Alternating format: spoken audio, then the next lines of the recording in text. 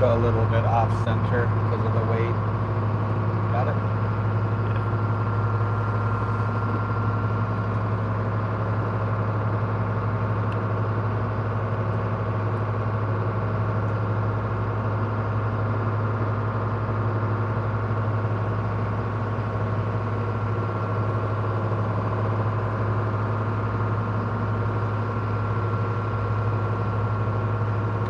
Go to lives or refresh. Is that okay hitting there? Yeah, it's not hitting. And then go in there and check the sound, I guess. Yes? Yeah, just go in the stream.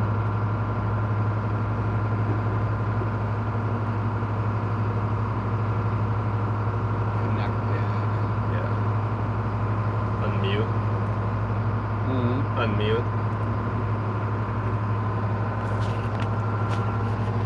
Test. Sounds good. Test.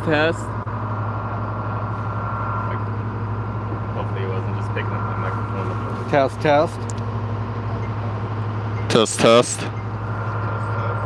Okay, I think it's Test. Alright, we can go live again, I think.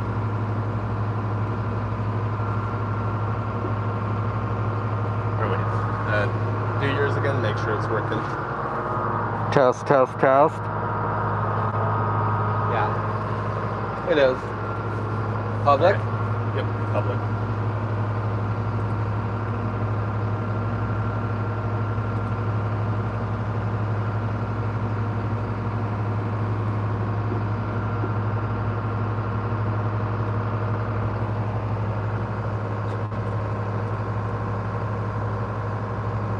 Are we back? I hope we're back. Is anyone there?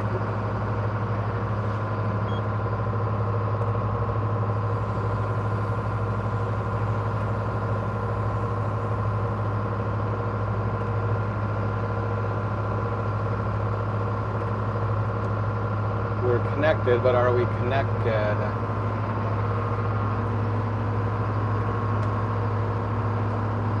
Hello.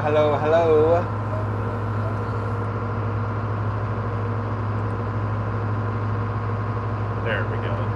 There's a viewer. Aha.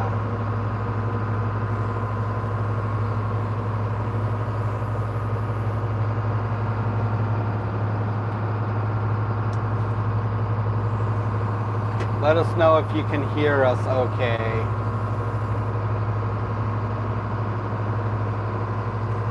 And hopefully this connection is better. So we switched to our iPhone. I don't know if the Osmo just it's got to pair with the iPhone, and maybe the connection just doesn't work that well. I don't know. Yeah, so. It seems kind of weird. It's not that far away. I guess it could have just been Starlink hiccuping too. And checked the history on the app there. So. Right. Well, if it acts up again, then we probably know that's what it is. Yeah. So yeah. Welcome back again. Hopefully we can stay connected. Yeah, thanks for bearing with us while we work out the gremlins here. You guys didn't miss anything. We're just cruising over to a different spot anyways, so just our mindless rambling is all you missed out on. So yeah, just came over here towards the island a little bit more, up a bit shallower, so see what's going on here.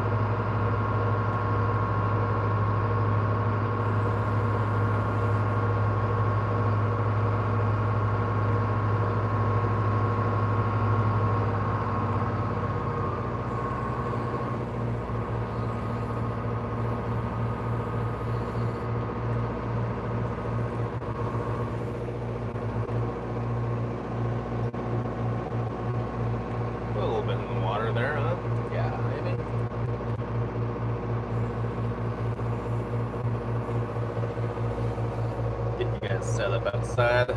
Should be just fine now with the phone, I hope.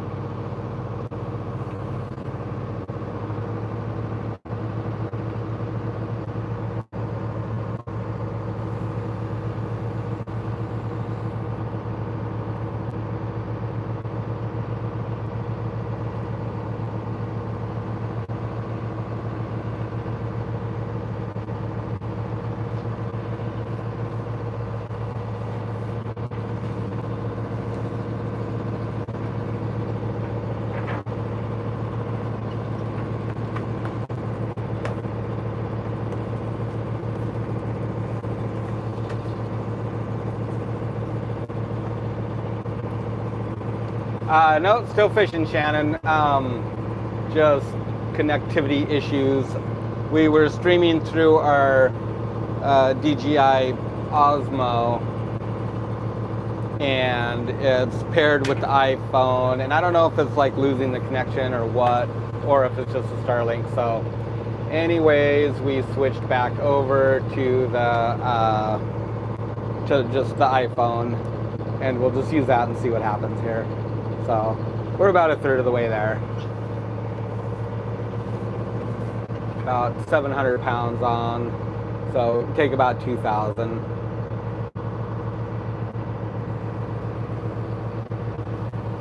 Lines are in the water. We're just dragging them behind the boat. We don't pull them in when we move around. Only if we're traveling like a mile or two, then we'll usually pull them in. Or if there's a lot of junk in the water, kelp and stuff, we'll bring them in. But usually we just let them hang and drive around. So yeah, we'll try it again here. We just kind of repositioned anyway, so you guys didn't miss anything. How long do you let your gear soak, Shannon?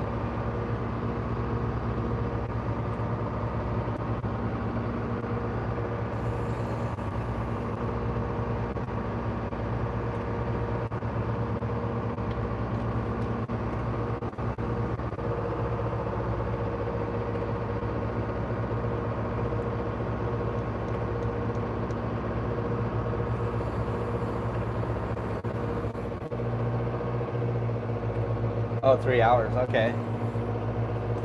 Yeah, our deeper sets, we usually give them 5 or 6 hours. The shallow ones, as much time as we can give them, get them in before dark. So we'll usually put those out first and then hopefully get at least 8 or 10 hours on them. They seem to fish slower up shallow than deep.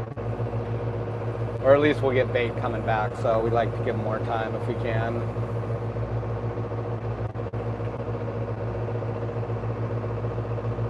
Oh yeah, overnight sets are nice. We usually don't, we will set overnight in places, but up shallow we don't because we're fishing rock piles and then we get a lot of sand fleas and they'll pretty much demolish a halibut in a few hours, so that's no good. But the deep mud is usually okay for overnights.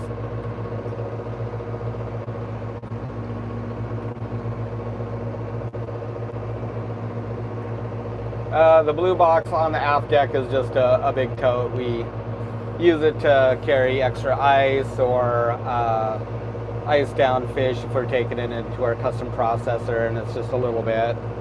In this case, we're just going to ice down some fish that are going to a fresh market. We'll put them in there.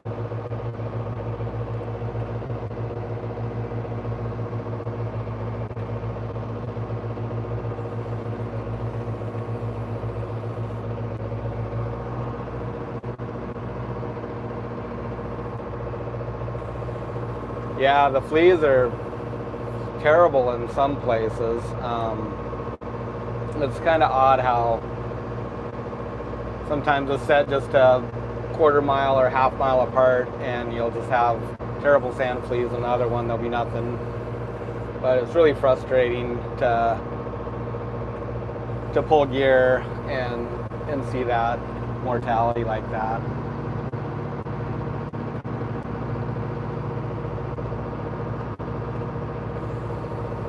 Oh good, Robert says he can hear us good, so. Oh, right on. Well, maybe the cell is the stable way to go, so there's not so much interconnecting. Did you check the Starlink deal? I can't check it, I'm streaming on the phone, but I'll check it after. Oh, I gotcha. Yeah, See, I think so. I hope that they work on that. It'd be nice if you could just like connect directly and bypass the phone. Yeah. Just too many different things to link up, huh? Mm-hmm. Welcome back, Rob.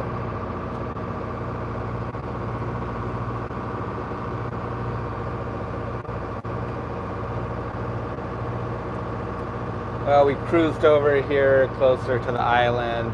and get up a little shallower.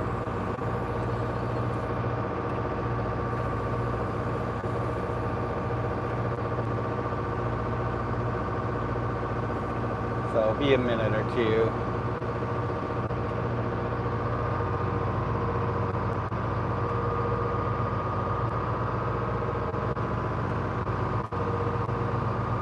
Well, it's pretty nice out here right now. It's beautiful. Yeah. Yeah.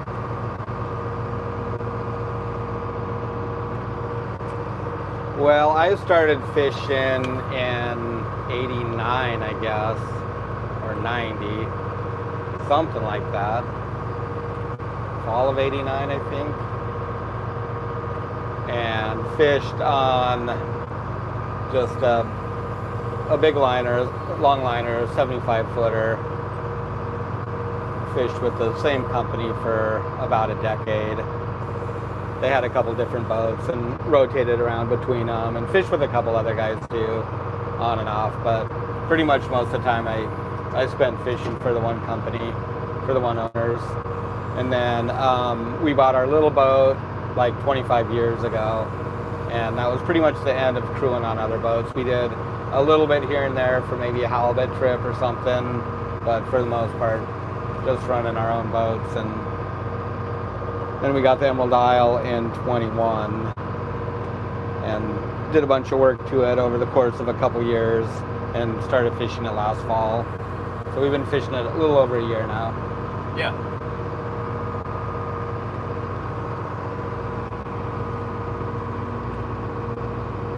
Yeah, I think we just started the third tote, huh?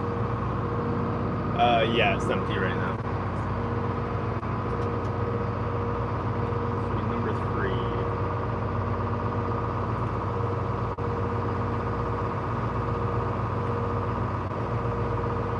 3. Yeah, Kodiak's been pretty good to us. Somehow we survived on our little boat. A lot of people always ask us when we're going to salmon fish with it or buy a bigger boat. That's all we ever heard. When are you going to get a bigger boat? When are you going to get a bigger boat? And, you know, a lot of those same people never made it through the tough years because that's all they really did was salmon. But we diversified into a bunch of different fisheries, and we made it work with our little boat. And bought IFQs, bought a seine permit, invested in salmon, and yeah, I guess it all worked out. There've been some lean years in there, some tough years. For sure. That comes with the territory, though. Fishing is fishing. Yeah, that's the truth, Shannon. That's exactly how it is. You have good years and bad years, and you have, you know, life gets in the way a lot. You make big plans, fishing plans, and things just happen. And so all you can do is just keep putting one foot in front of the other.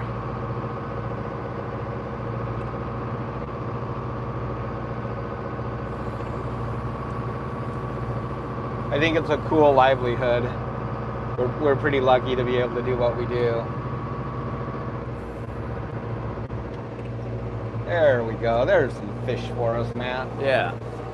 Let's see if we can get back on them here. This is kind of how it is with rockfish. Sometimes you drive around a little bit and then you get a good hit, and drive around a little bit and get some more. Sometimes they come really easy, sometimes they come hard. I would call this casual fishing today, which is just fine.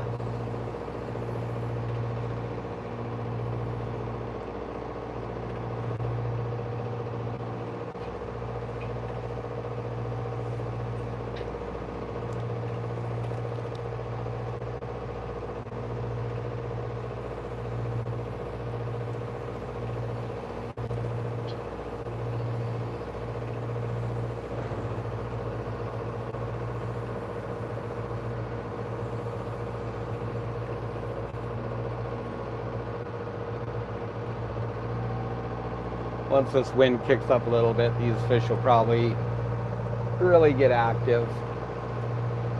They seem to like it when it gets windy and choppy out.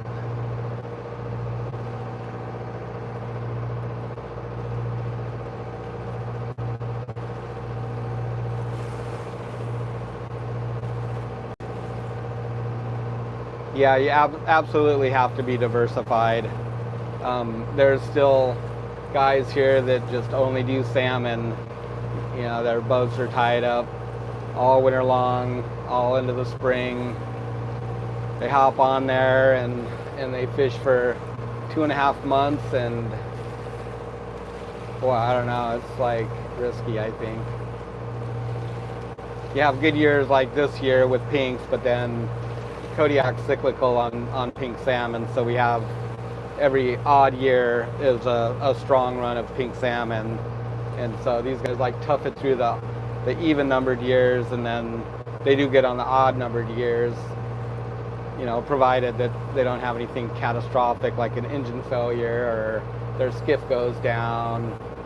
But you're still subject to the prices of the fish and everything else too. So even though we had a pretty banner year here, I think 35 million pinks returned. The price I think was about 30 cents, or will settle out somewhere in that range. So there's not a lot of money in it when you start looking at the price of insurance and stuff. It's $20,000 to insure a sane vessel for a couple of months. It's hard to understand how guys do it. What's going on, Matt? You doing trolling back there?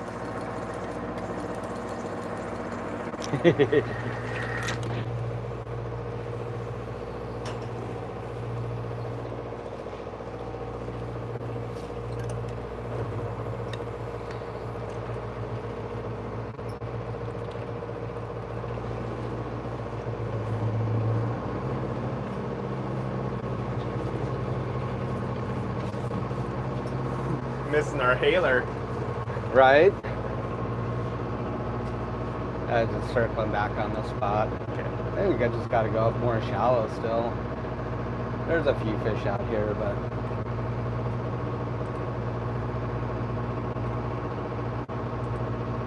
we'll give this spot a shot. Swim around on it here. There we go.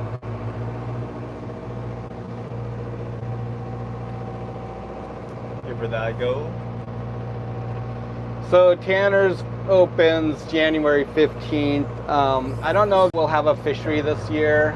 It's really cyclical, and this season, this January, the fishing was pretty poor. There's 2 areas open. One had a pretty big quota, but it stayed open for like 2.5 months. The other area closed really quick, like in 2 days, 3 days. Yeah, I think it was like a day and a half. A day and a half. It was barely any time. Yeah.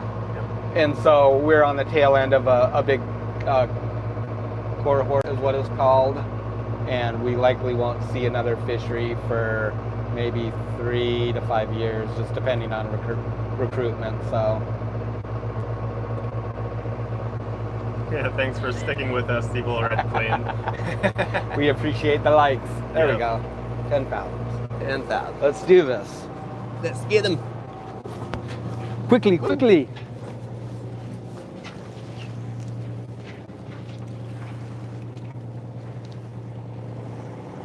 They're there. They came up and stopped me. Nice.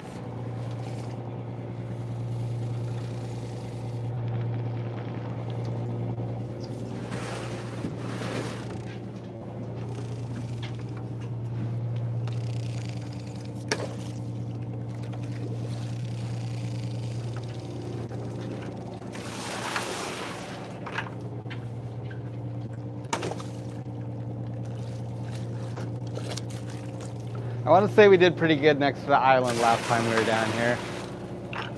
We'll go over there up in the shallows. Yeah. Just kind of cruising that way. And always hook back. This area is pretty small, so we're just working through marks here. We got a lot of them. Oh, there's the camera there. I'm looking around for it.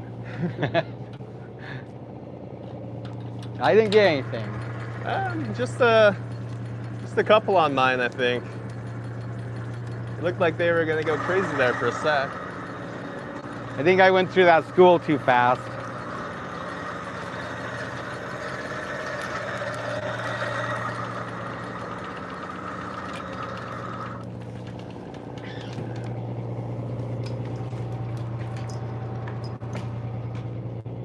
Yeah, there's nothing on the meter. Little lingcod chasing.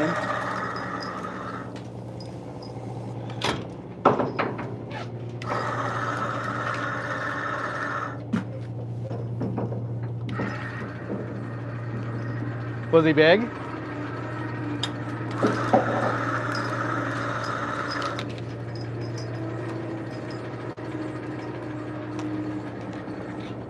Those are nice rockfish.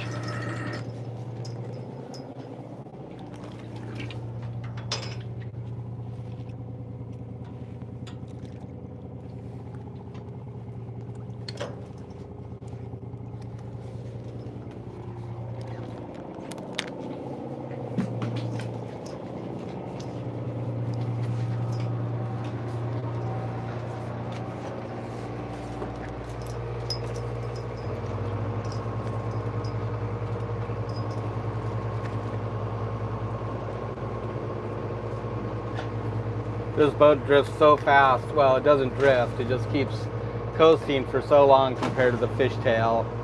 I'm honestly still not quite used to it. I find myself just kind of blasting through these schools sometimes.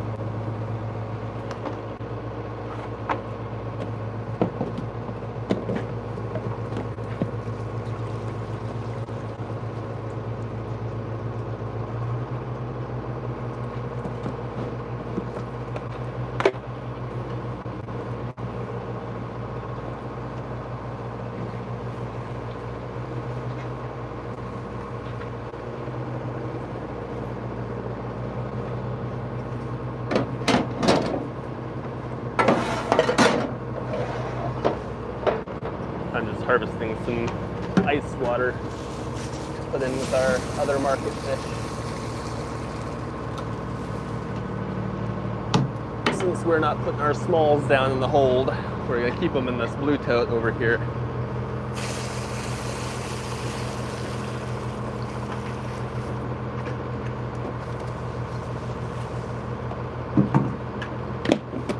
We're the same way. We like to watch other people too, fishing, or I don't know. We watch a lot of YouTube channels like farmers and cobblers and concrete guys and machinists. I enjoy it. Keeps my brain active. Learn stuff. 5 fish, Dad. 5 fish. 5? Yep.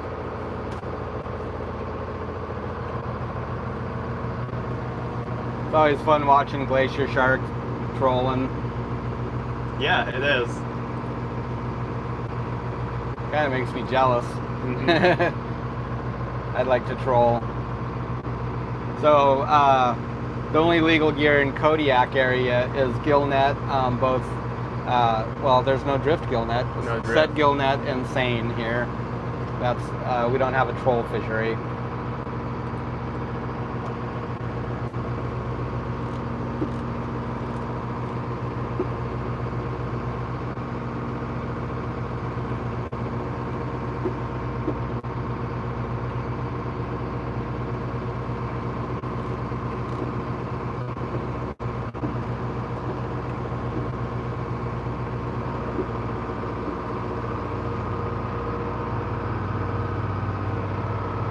Yeah, I've seen Victory Outdoor Services on my Facebook feed. Oh yeah, I was watching his channel for quite a while. Yeah. Yeah, he's a pretty down-to-earth guy. Yeah, he is.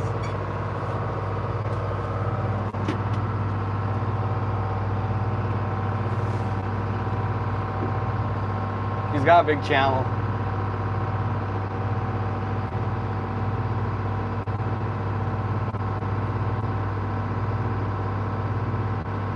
Oh yeah, I hope you get him, Shannon.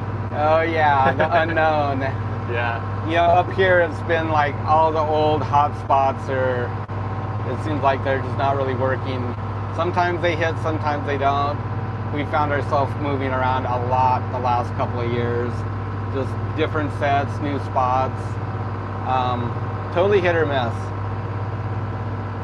I don't know. We've seen a big reduction in our biomass, of course, and in our quota. So we're hoping that we're rock bottom here soon because it hurts a little bit. Yeah, barn doors. Get some nice ones. Hope you get a good price too.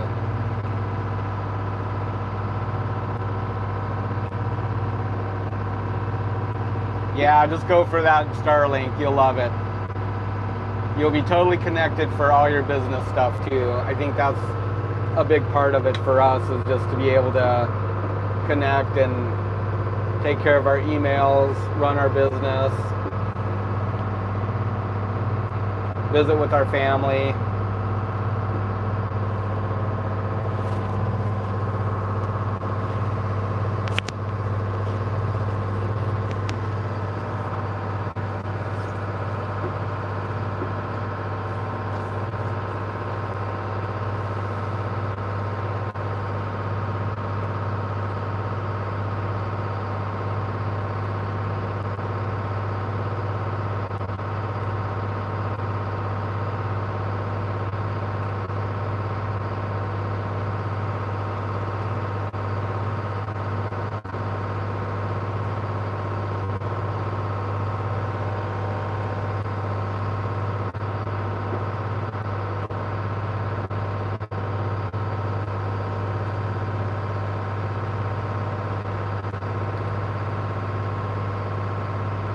Get over here in the rock piles and the kelp.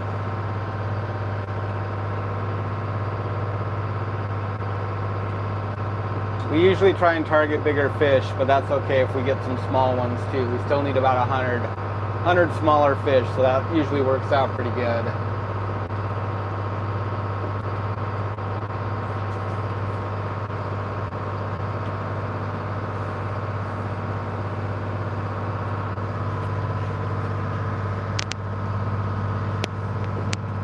We don't see much here. Might have to go back the other way. Yeah, right.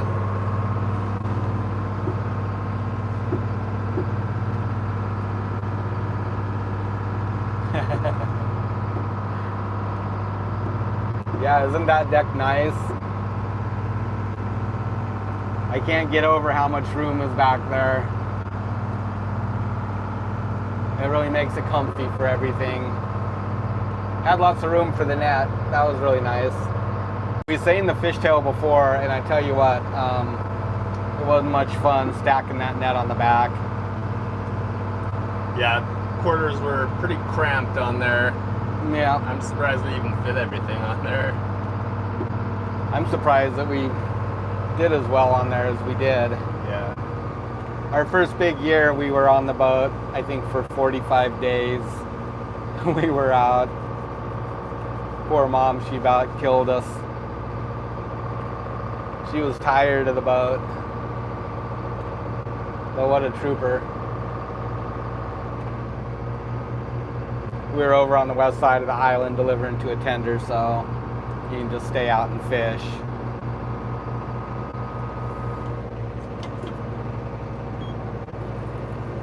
Let's try this spot map. Yeah. Come on, fish.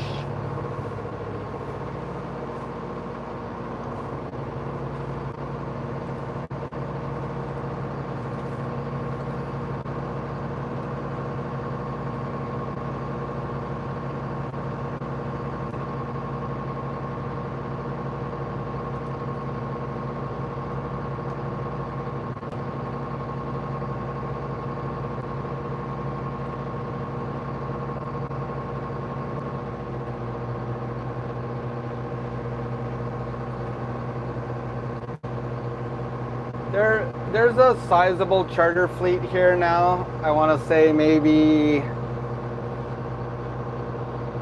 15 guys.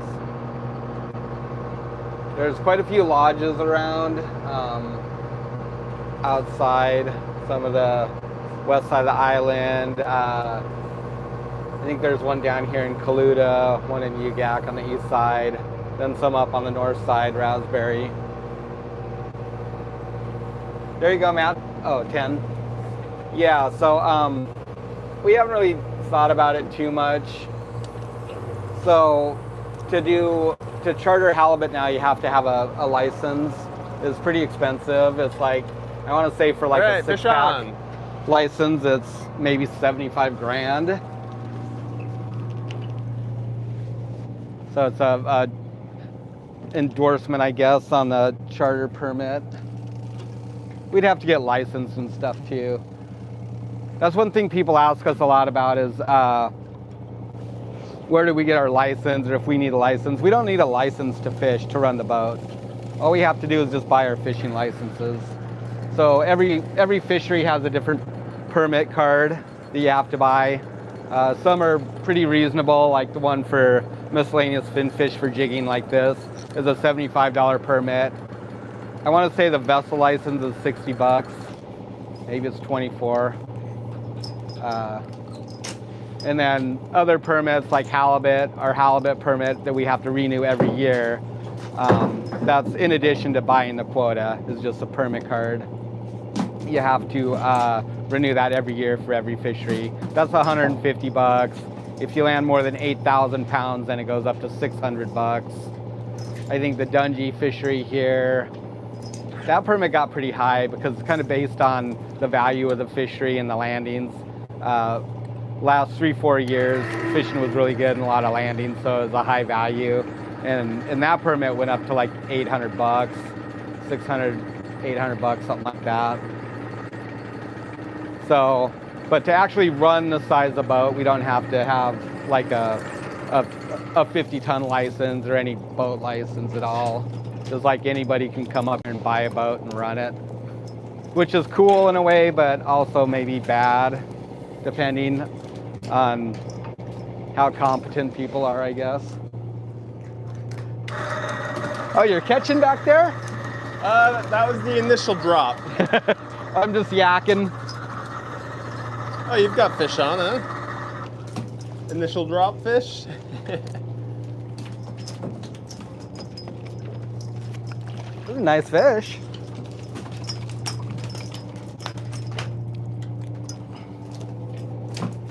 There you go. Good little mix, actually. Yeah. Some smalls in there. I don't think I got any on the other one. Maybe I didn't drop it far enough.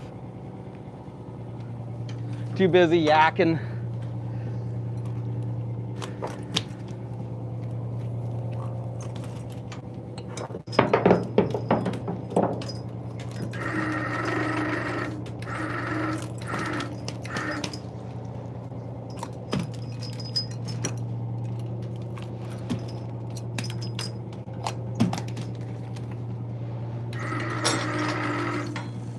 Anything? Not right now, no.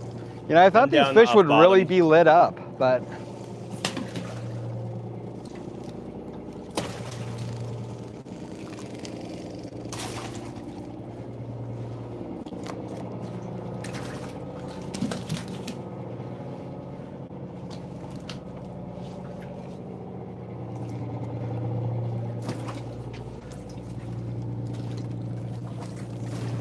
that's kind of how it is with rockfish, so sometimes you drive around and you don't get much, and then you just find a spot where they're just really hungry.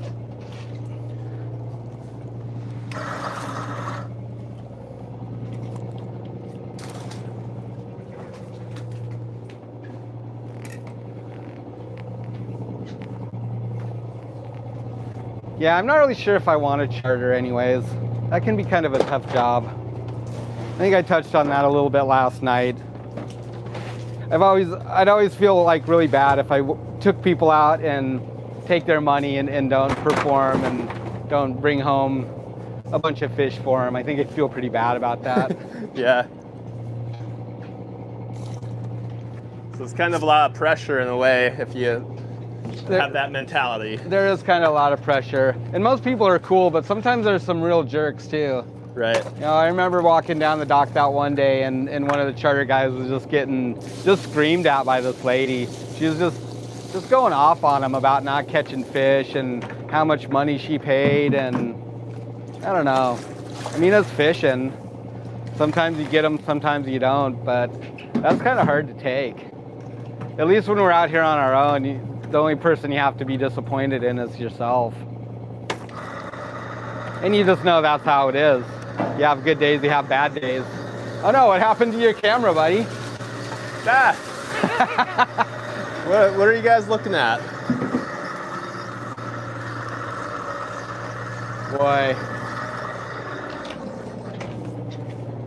The challenges of streaming. Yes, indeed. Just turn off automatically. It shouldn't. There we go. Sorry about that, guys. Hope you didn't get sick, like on a carnival ride or something. Yeah, I think the gimbal turned off.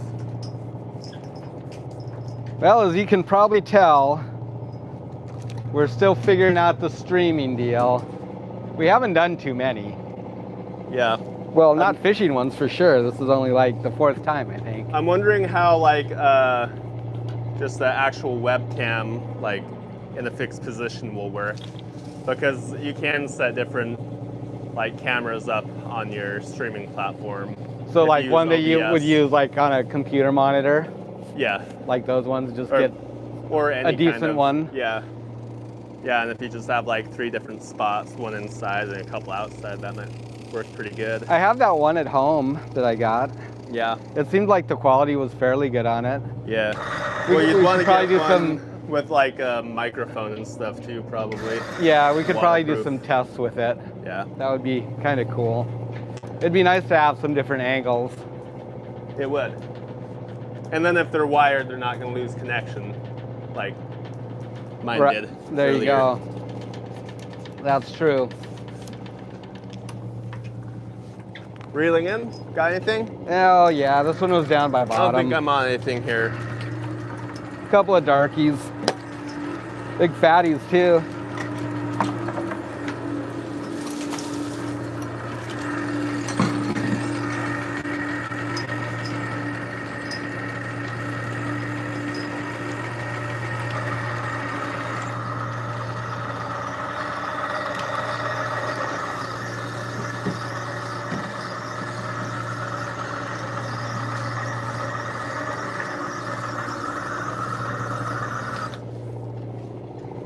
Onward. I guess. Onwards to the next batch.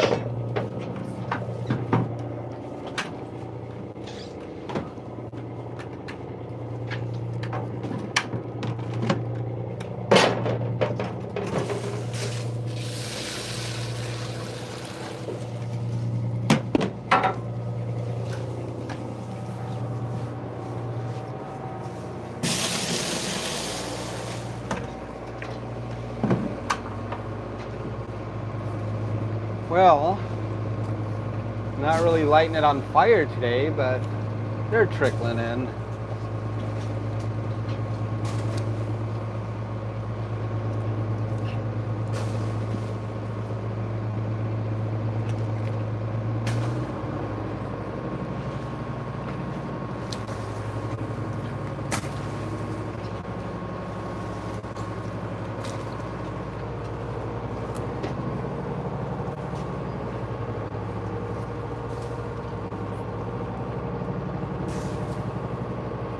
Yeah, I've seen those party boats before.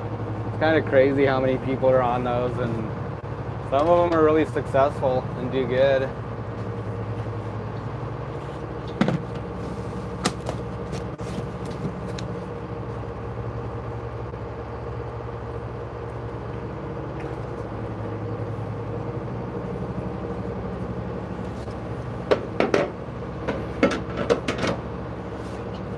Yeah, Matt is pretty efficient. He's got it down.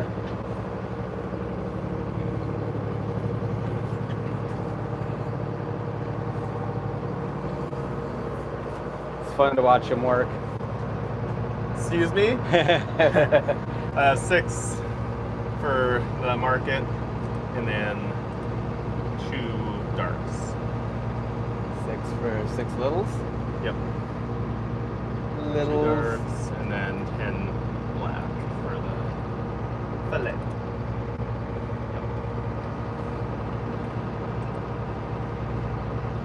Yeah, pretty casual fishing today.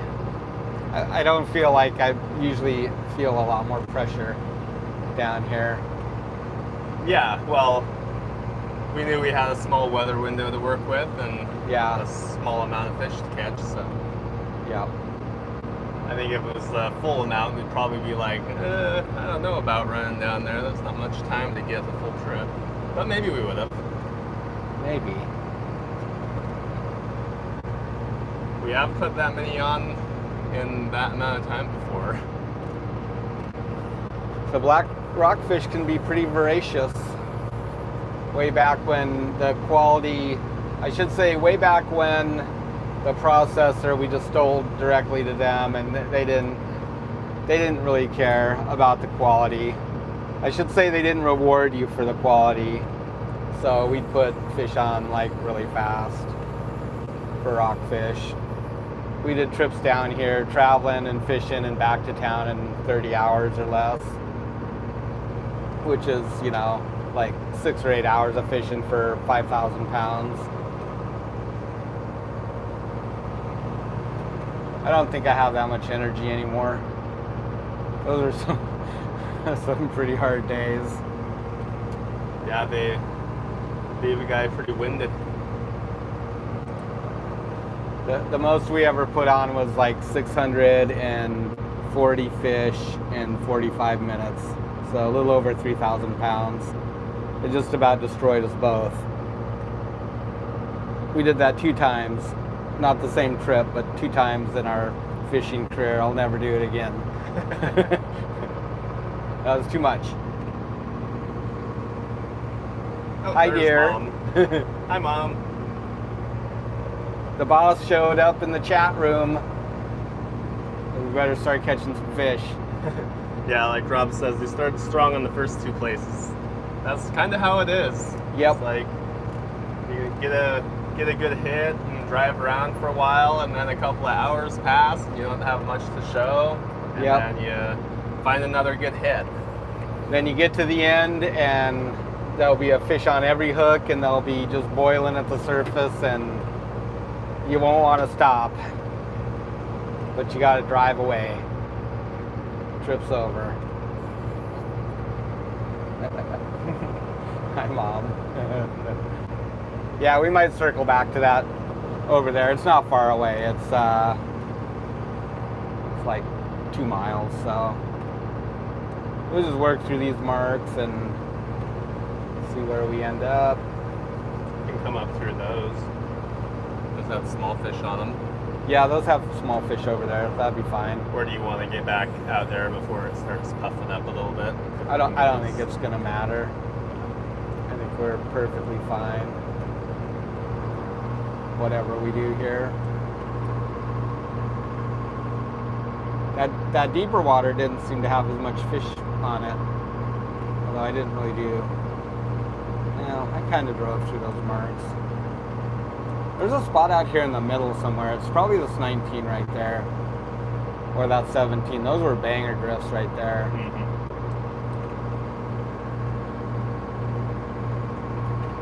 That's probably where we'll go. Oh, here we go. These guys are coming up to the top. There we go.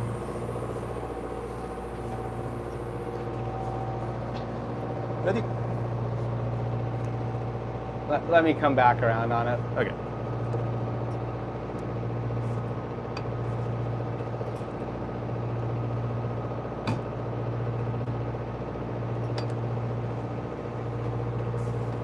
We're up quite a bit shallower here now, so.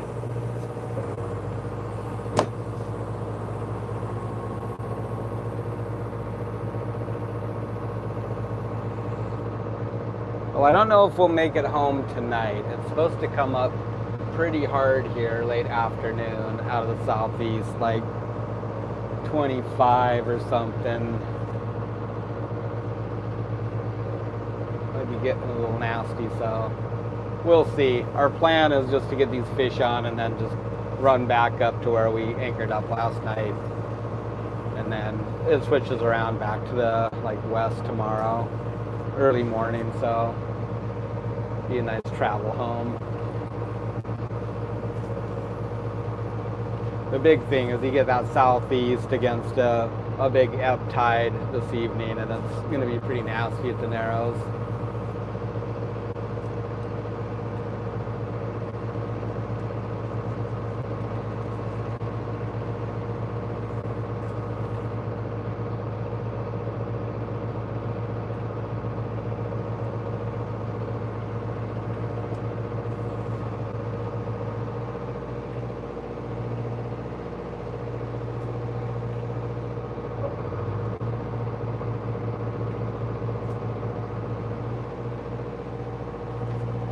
Okay, like 10, Matt.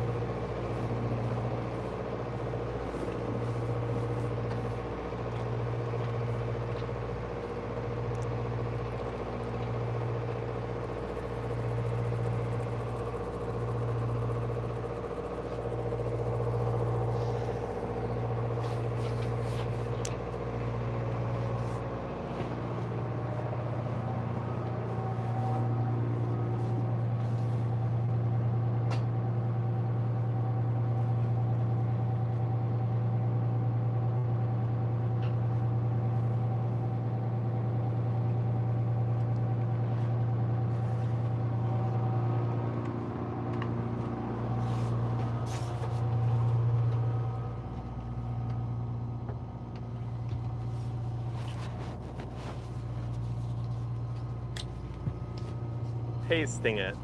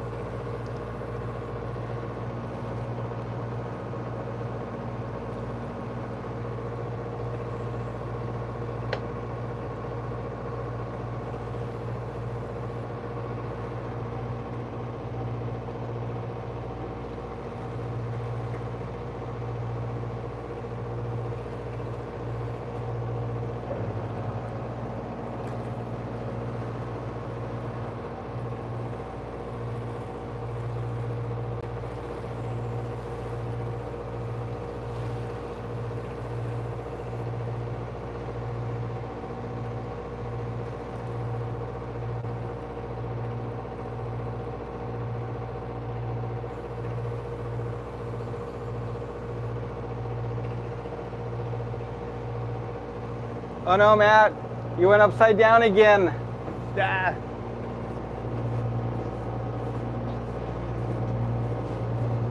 You spun out. You spun out.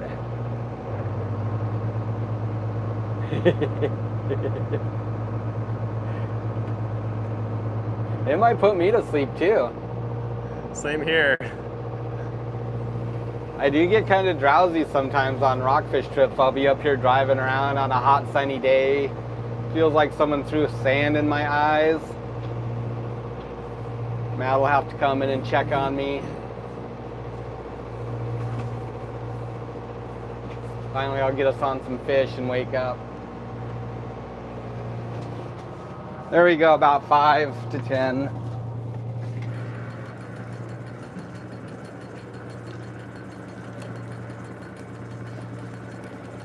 Maybe, maybe, hopefully. There we go.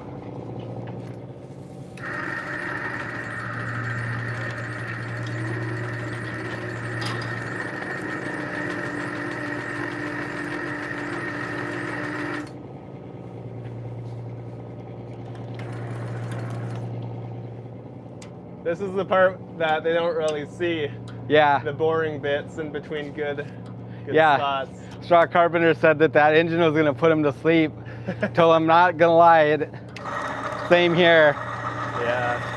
Driving around on those hot, sunny days and Oh yeah. start feeling a little drowsy when the fishing's slow. He comes out here and steals my bite. Yeah. That's not true. A couple of nice ones there. There we go. There they are. Get on there. Light those hooks.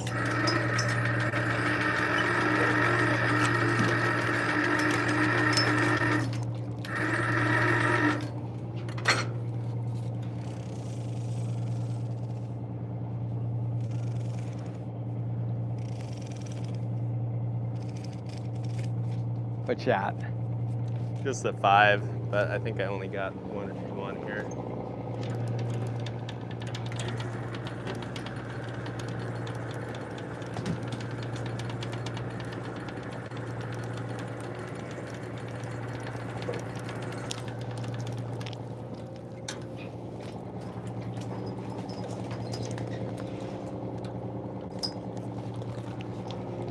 They are just not very interested in our hooks over here, are they? Nope. Well, let's continue. Yeah.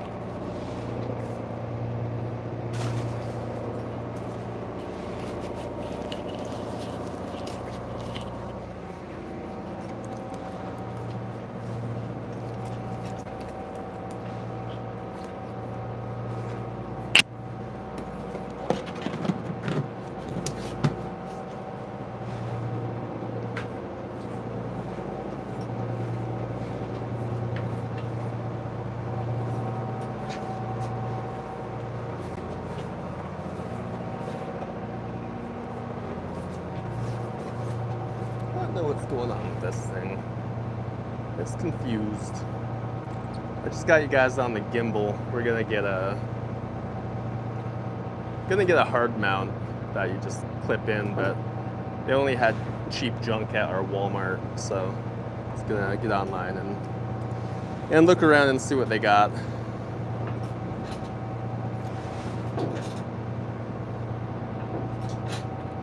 Get something that clips in good and is durable and won't get rusty or corrode. Well, that'd be nice, but I don't think you can. I don't think you can. It's not like the other one. Nope. Does it keep flopping over? Yeah, it keeps flopping over. I don't know why. Battery is full on it.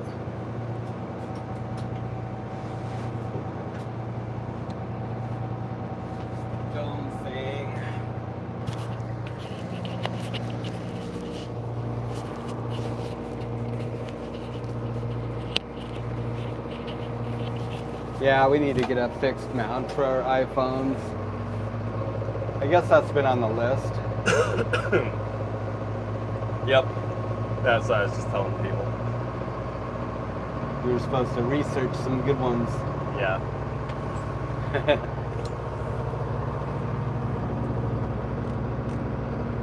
Busy.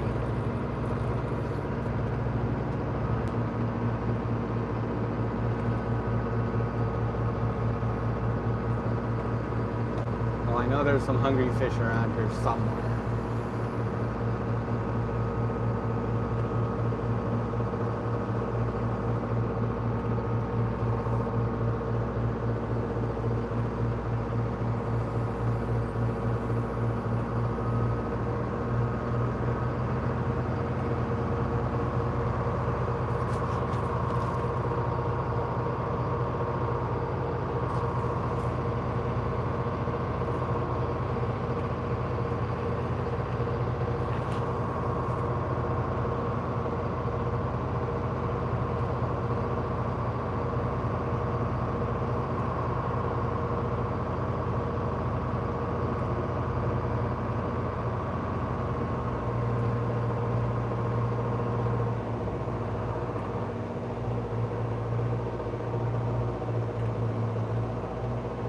Did you have a count for me? Oh, yeah. 2 small and 3 big.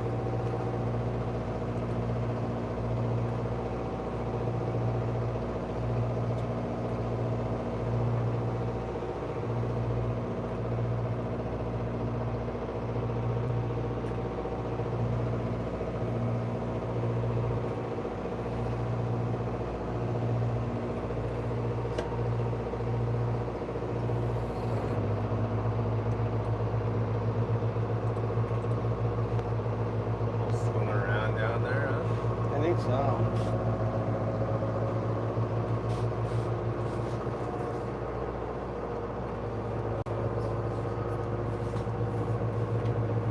I wonder if this thing's overheating or something.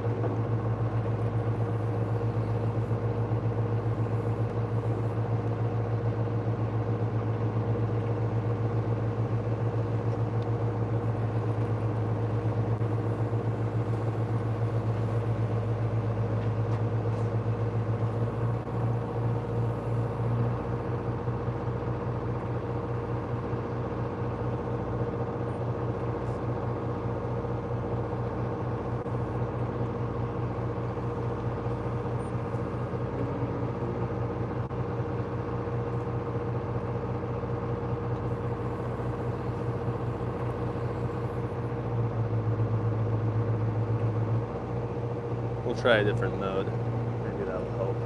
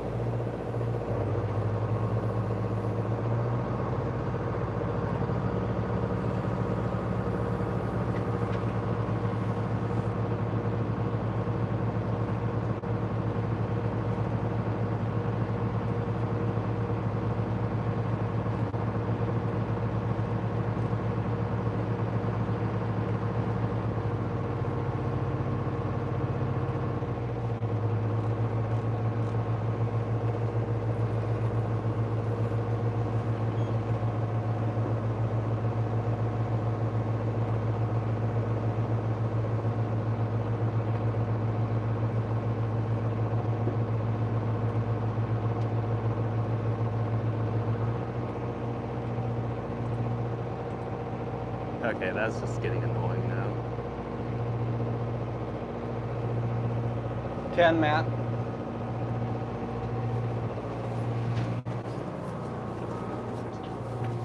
Maybe even 5 or 8. I think they're coming out. Oh, they're at the surface.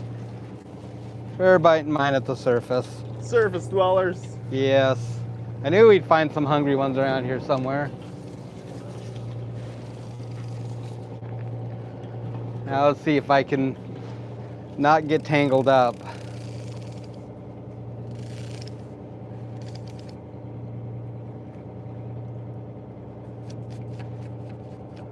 Yeah, I'm gonna have to rubber band that thing to the mast or something. So it just keeps flopping over, huh? Yeah, it just keeps flopping. I'm wondering if it's like overheating or something. The motor's in it, I'm not sure. Seems kind of weird that it would, but I don't know how those things work. Very annoying. Yeah.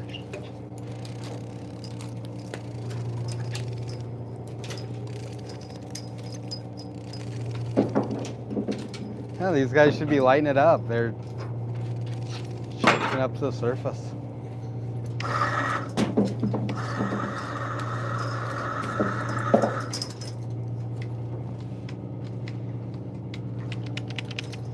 Oh no, my switch. What just happened? It was just working. Just need a little tap. Little tap.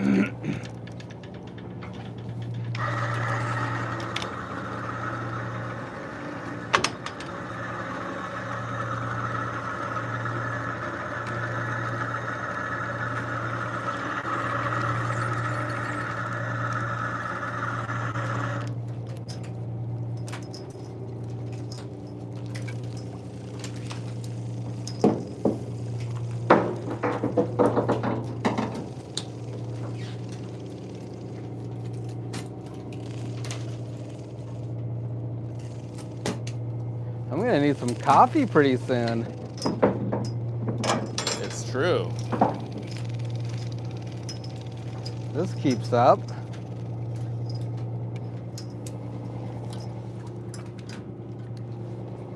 They're upside down again. All right, I'm gonna get you guys rubber banded to the mast, I think.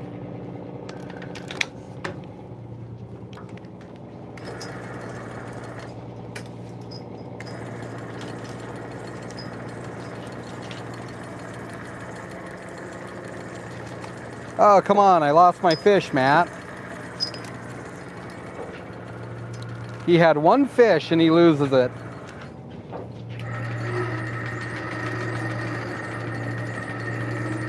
We don't have anything steel over there, do we?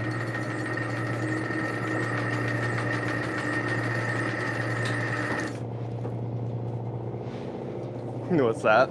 We need something steel. Yeah. But we don't have much steel on the boat. To that thing. To this pole. Yeah. Use a couple of Tristan's rain gear straps. How's that gonna work?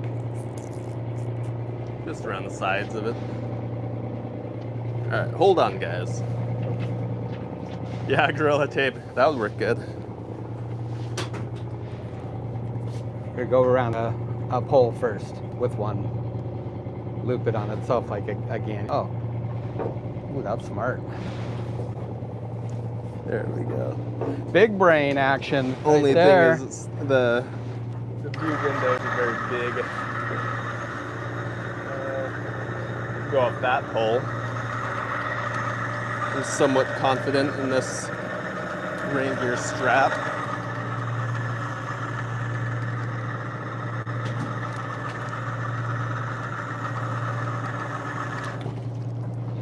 Streaming bugs, lots to note down and improve on, so thank you guys for being patient with us, hanging out with us. Let's see, I can't see. How's that look? Yeah, pretty good. Dang, we need to get on some fish here. Yeah, we do. Yeah, I'm getting bored. Everybody's getting bored too.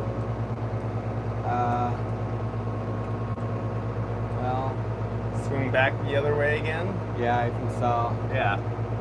Shoot out to these middle ones and then just go back to those other marks, I guess. Or area. Sounds good.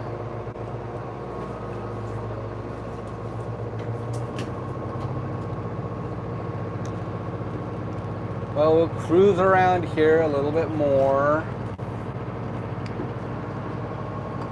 Get you guys some power so battery doesn't die on my phone. Ah, yes, red green.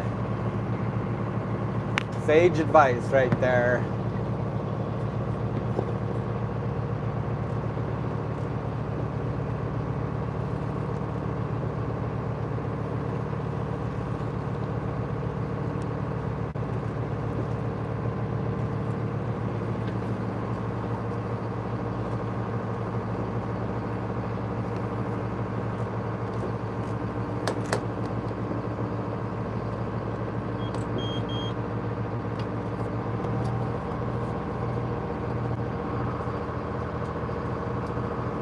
Yeah, this is more like Sleepiest Catch today.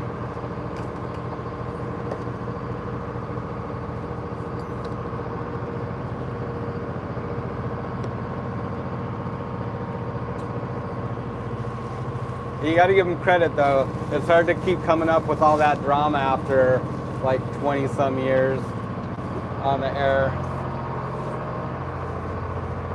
I don't know how they do it. What's that? Deadliest Catch, how they keep coming up with all this drama. Oh, yeah. You gotta hand it to them.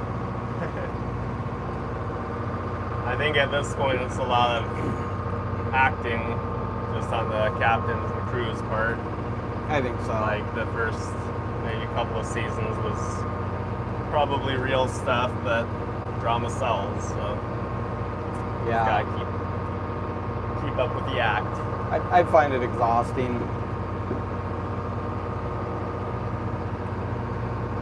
This is better straw? Yeah, I agree. At least you're not flopping over. Yeah. Oh, there's a nice shot of two-headed behind us. Yep, there it is. That's Two-Headed Island in the rear view mirror. There's some good deer hunting on that island right there. A couple big bowls on the inside, the west side of it. Nice big, fat, yummy blacktail Sitka.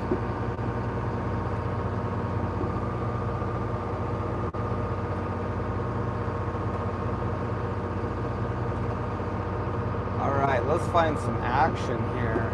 I thought those were gonna go off. Yeah, they were up the surface. It's doing funny. Being finicky. I'm telling you, once this wind picks up a bit, we're gonna light up. Yeah, thanks, Greg. Appreciate that.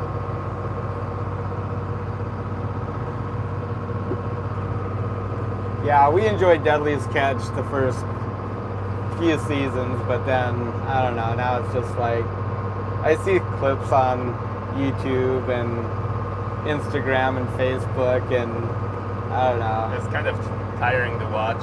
It just seems so forced, and Yeah. like they're just trying so hard. I get it, it's a big money maker, but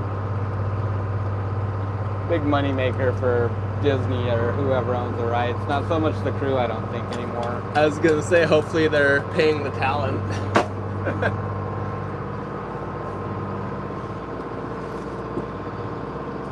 Oh, we'll run out here towards the middle, about a mile.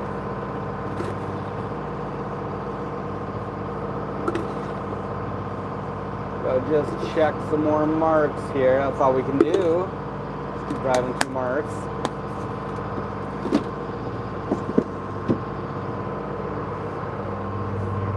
So, I've never really noticed a lot of difference between the flood and ebb. Sometimes, like, the morning bite is good, the evening bite will be really good. And that's especially true for cod. And tide is much more, affects cod more, I think, than rockfish. Sometimes the rockfish just, they turn off, and then if this wind picks up and it starts getting cappy out here, they'll probably light up, because they always seem to really light up when it gets like that. Some kind of windy, rough conditions. Mm-hmm. They do.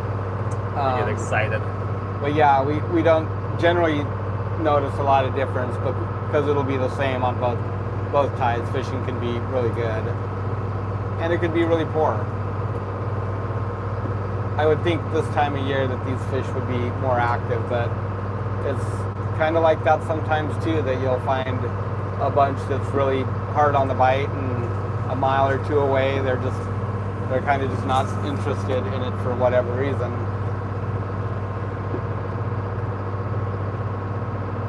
Midday doldrums right now. But we'll cruise back over this way and see a couple of marks that we didn't go through yet.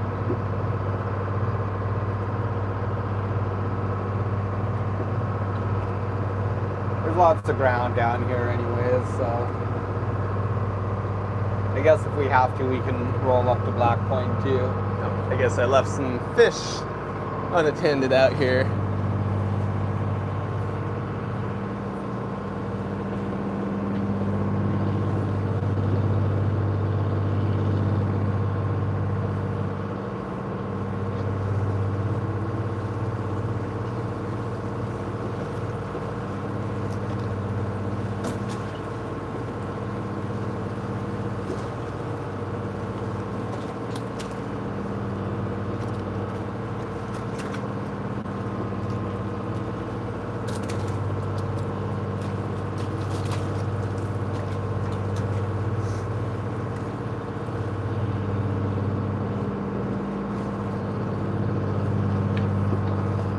It is noon here, 10 after.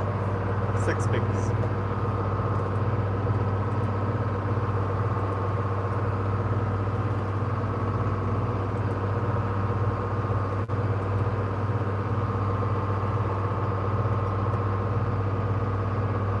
We'll fall a third of the way there, but we need a couple of good hits, like a 80 or 100 or...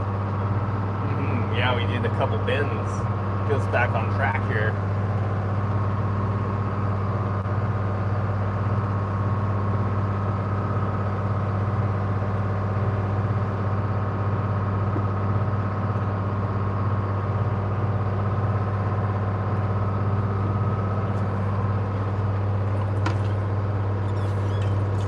Maybe this coffee will wake them up. Right? Definitely need coffee.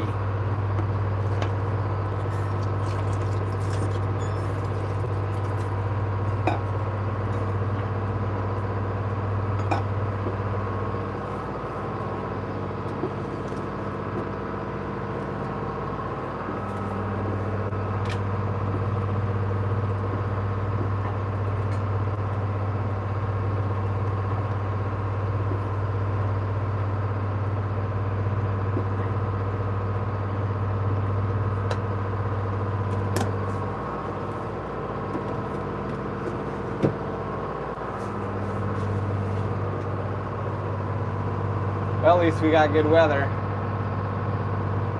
Yeah, it's perfect, huh?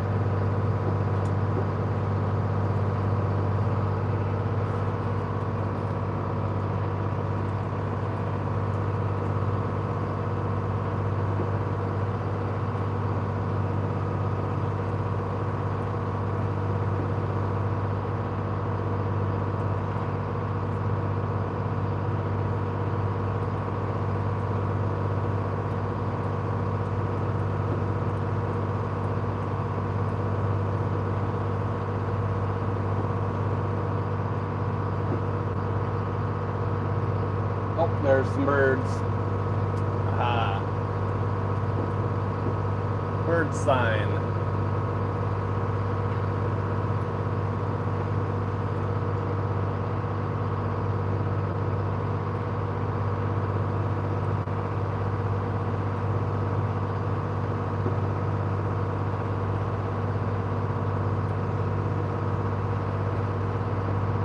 Yeah, the rockfish show up pretty good on here. Just kind of like a haystack, I guess. On the pinnacles, on the rock piles, you'll see them come up into the water column, sometimes about halfway up. They really get on the bite, they'll come up to the surface, then you can put some fish on fast.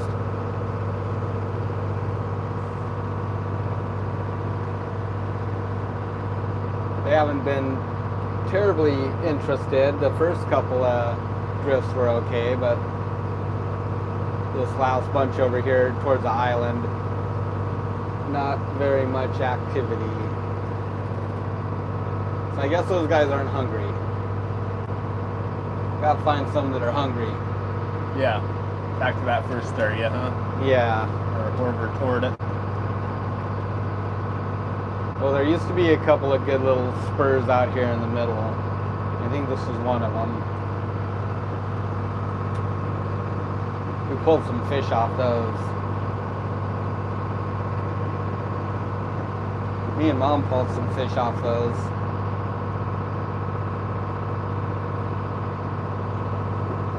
Back in the day, as everybody loves to say. Right. Most overused term in the world.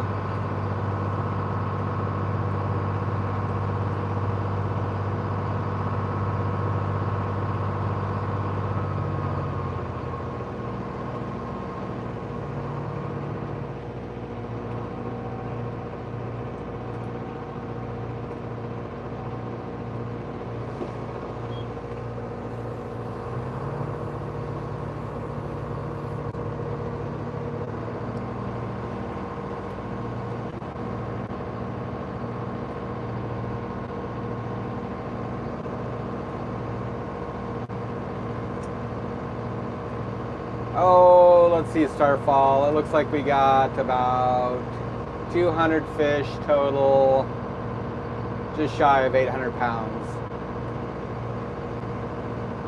So, not quite halfway there, but closing in on it.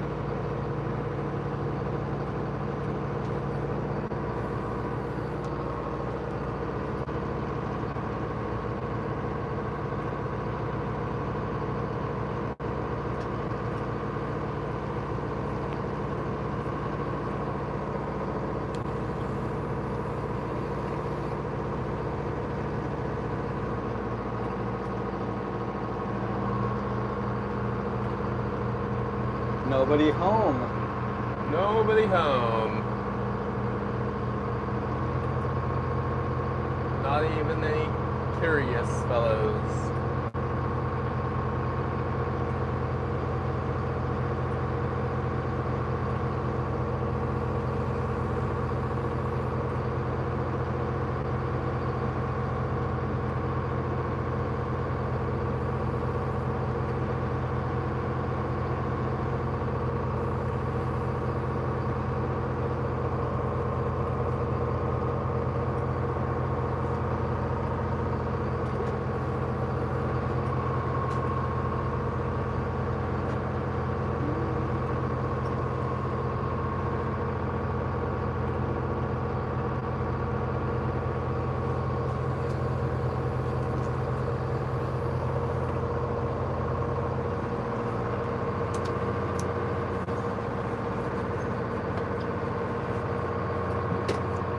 We do use similar gear when we're jigging cod.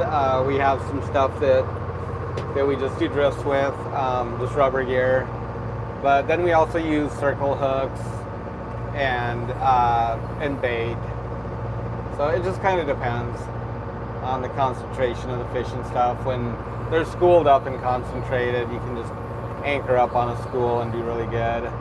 Other times drifting works super good too. There's a lot of bait in the water and you see birds diving on them a lot. You can just kind of drive around and look for schools of fish and drop on them and drift with them, and you can pull a lot of fish on quick like that. So I guess the takeaway is that you just kind of got to be flexible.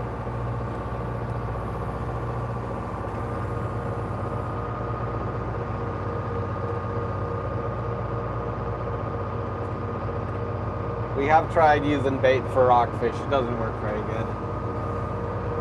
Yeah, they don't really like it. Yeah, they're not into it. It's too weird. They like to catch their prey. Yep. They're hunters. Yeah. They're not scavengers. Cod are scavengers as much as they are hunters. The black rockfish, they love to chase stuff around and catch it. Oh, hey, welcome back, Cable Guy.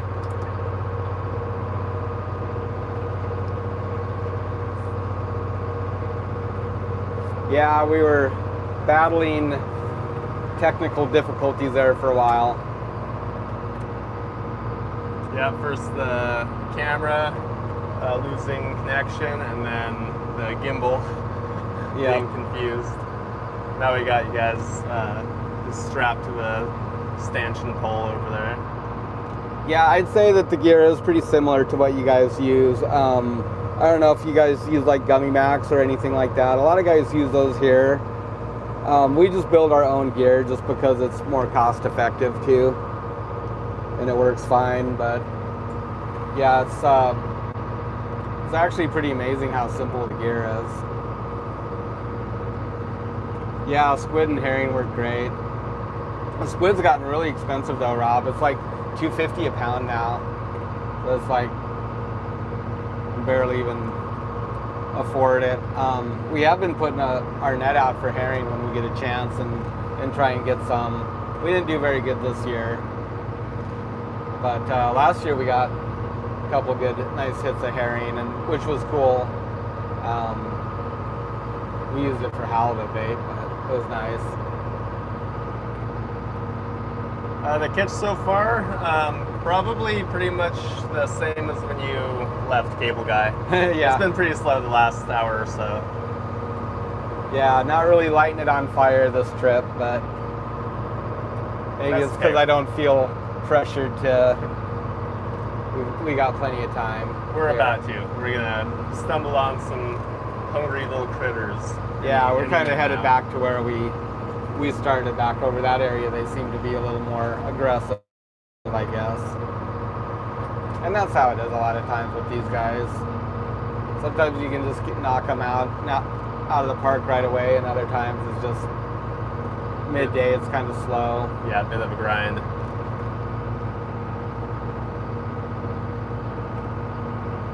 See you later, T.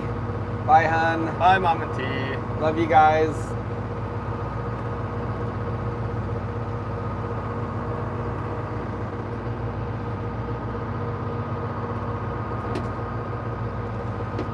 Nope, not yet, Cable Guy. Still got, what, 1,200 to go? Yeah, 1,200.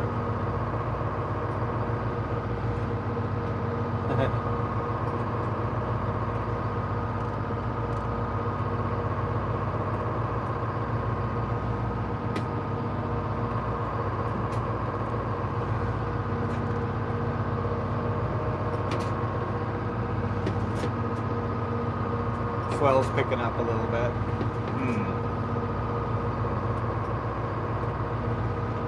There we go. Little fuzz there. Yeah, I'm starting to see a little bit. Yeah. A little bit.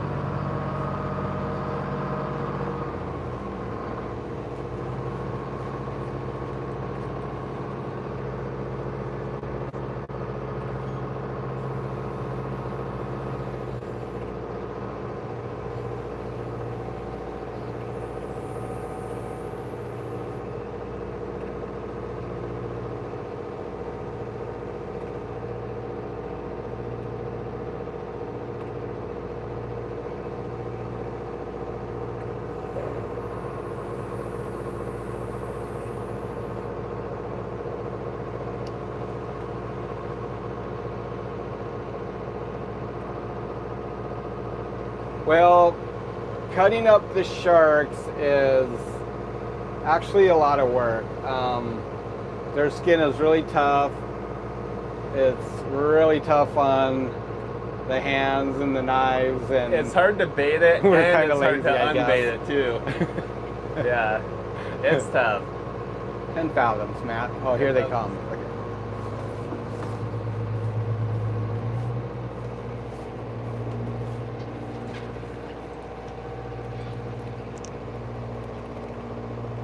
I mean, if a guy's in a bind for bait, yeah, it does work good for Sean. halibut bait, I guess. But there we go, huh? Yeah, come on. Oh, those guys look kind of hungry. Let's get them. What you at? 6, 7. God, those are at 5 right there. They're biting. Boom. They're chomping.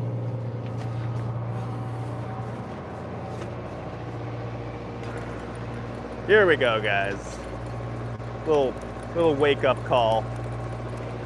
All right, here we go. That's a good pull, huh? Yeah.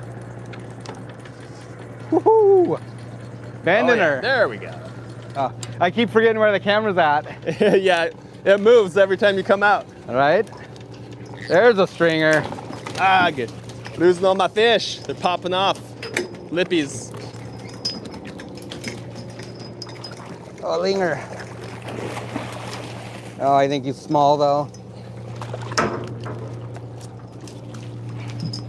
Oh yeah. Yep, I'd say he's under.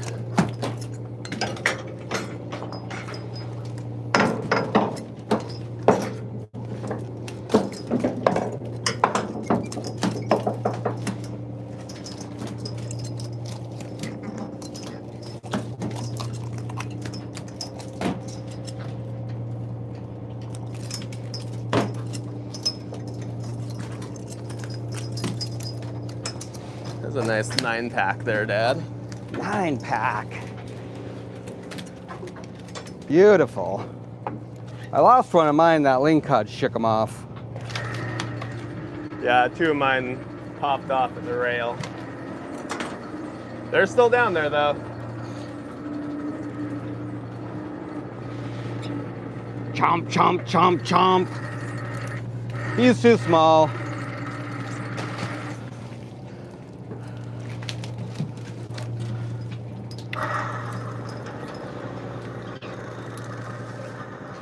What's that? It's like 5.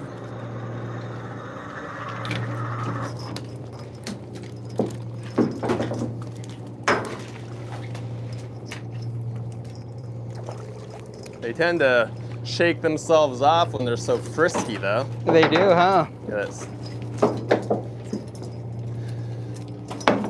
That's one thing about when they're up shallow is they're super frisky. A lot more so than when they're a little deeper.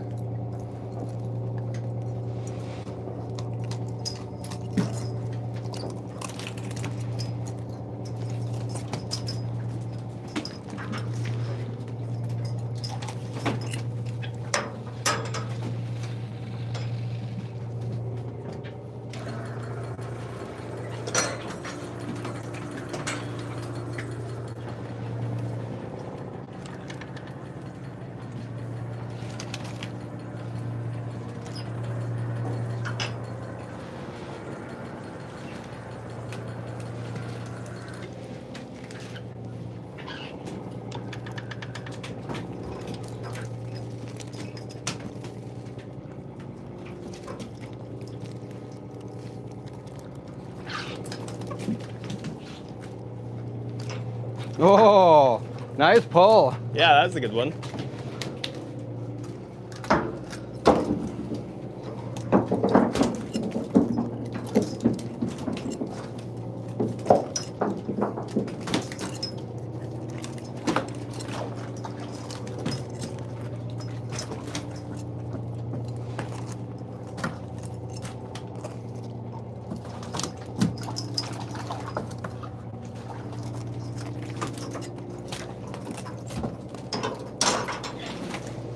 Big fish too.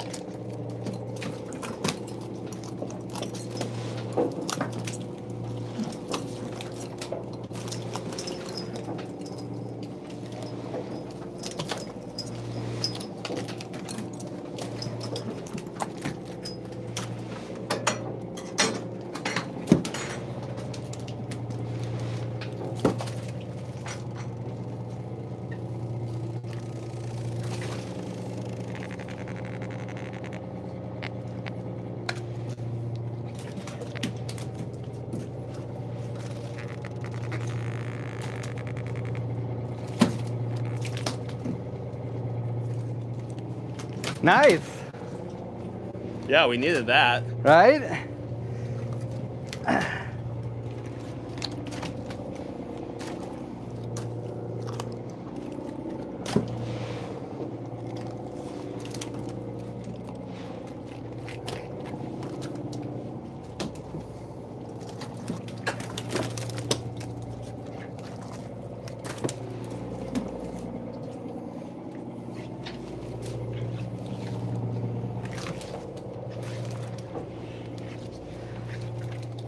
I shall let you size those. Yeah, very good.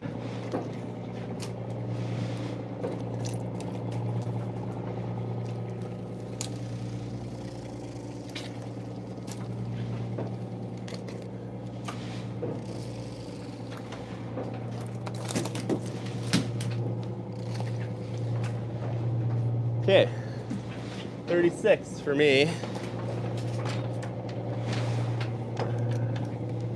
15, 51. Yeah.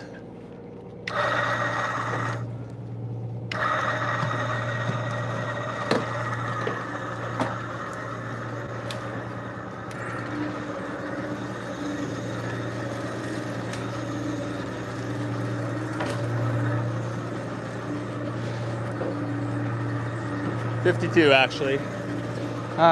52. 52.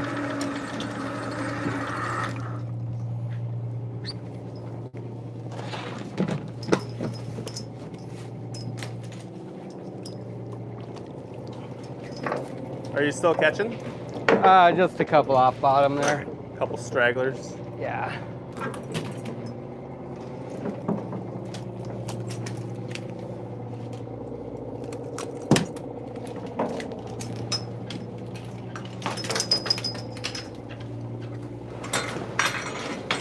Sweet. Want some hose action?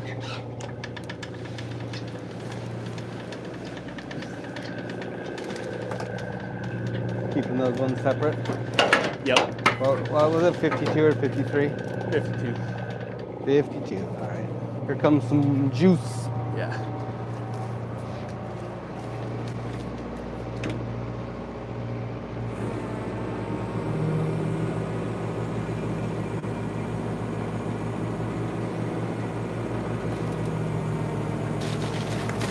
Oh, that was a nice hit. Needed that.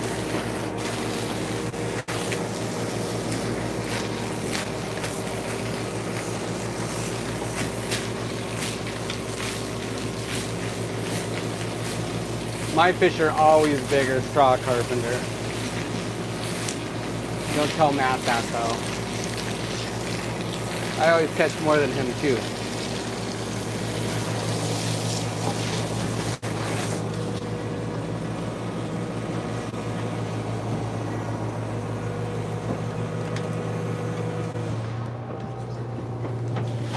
Hey, like, what are you doing? This is the light side. Yeah. You would think it'd be the opposite, like the slant side the other way, but it's actually easier to do it this way. Yeah, it's kind of, it defies logic. Yeah. I was gonna fill that too and just hose these off a little more. I gotcha.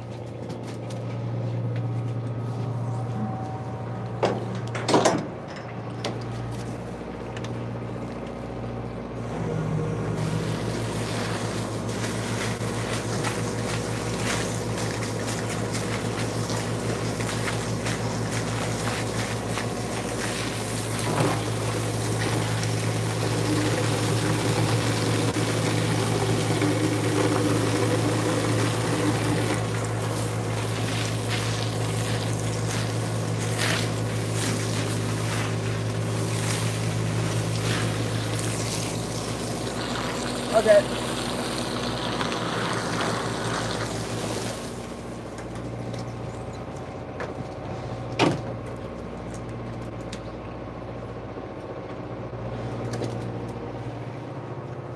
That was that empty when we started, or just had a few in it? Just a few.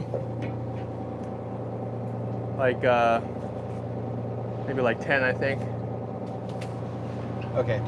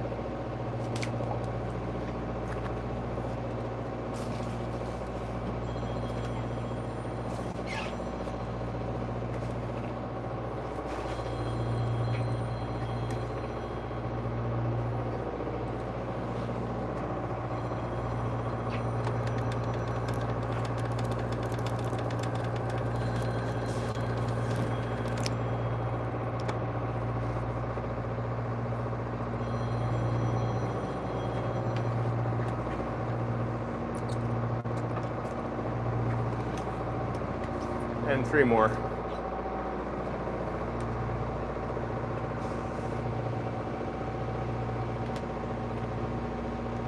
You got some of those fish were a little bit smaller at first, huh?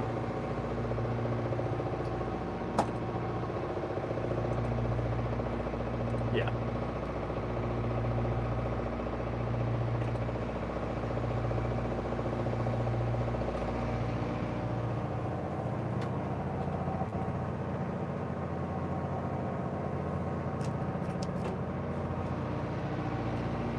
Well, that was good. I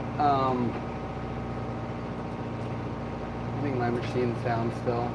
I brought it up. Oh, okay. 76 in that tow. I think that tow might have been a little bit heavier.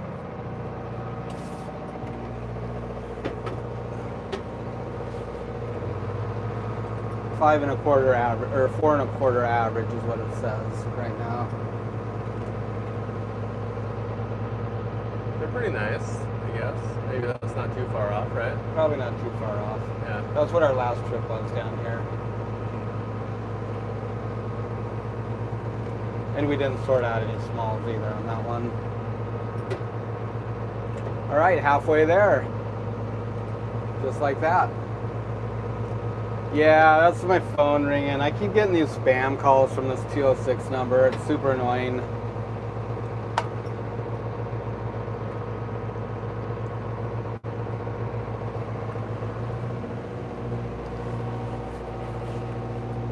Try another go, or just carry on next spot?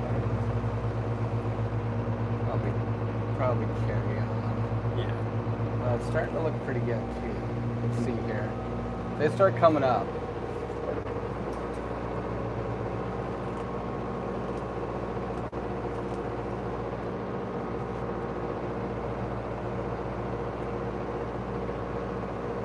So the crab season starts January 15th by regulation, but I don't think we're going to have a tanner crab season this year because this last big group, they call it a cohort of crab, just went through.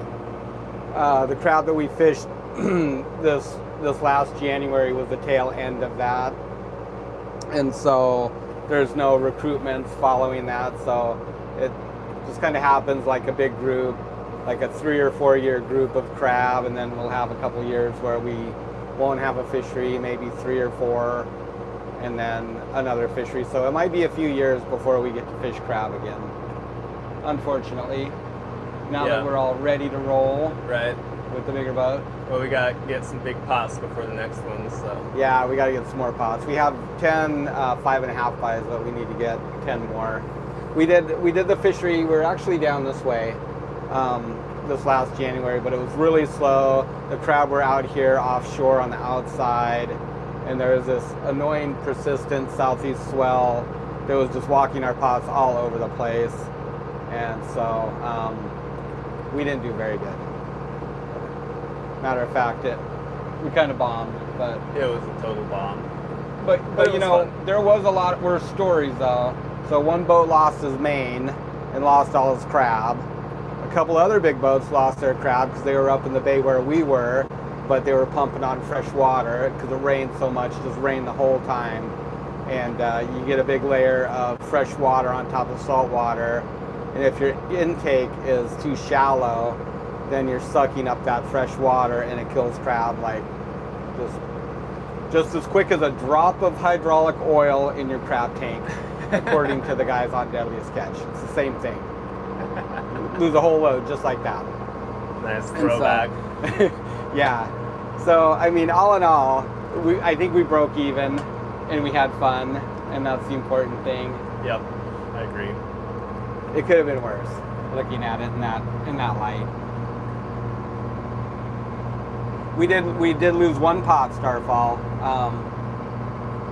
That's absolutely yeah, we correct. recovered one.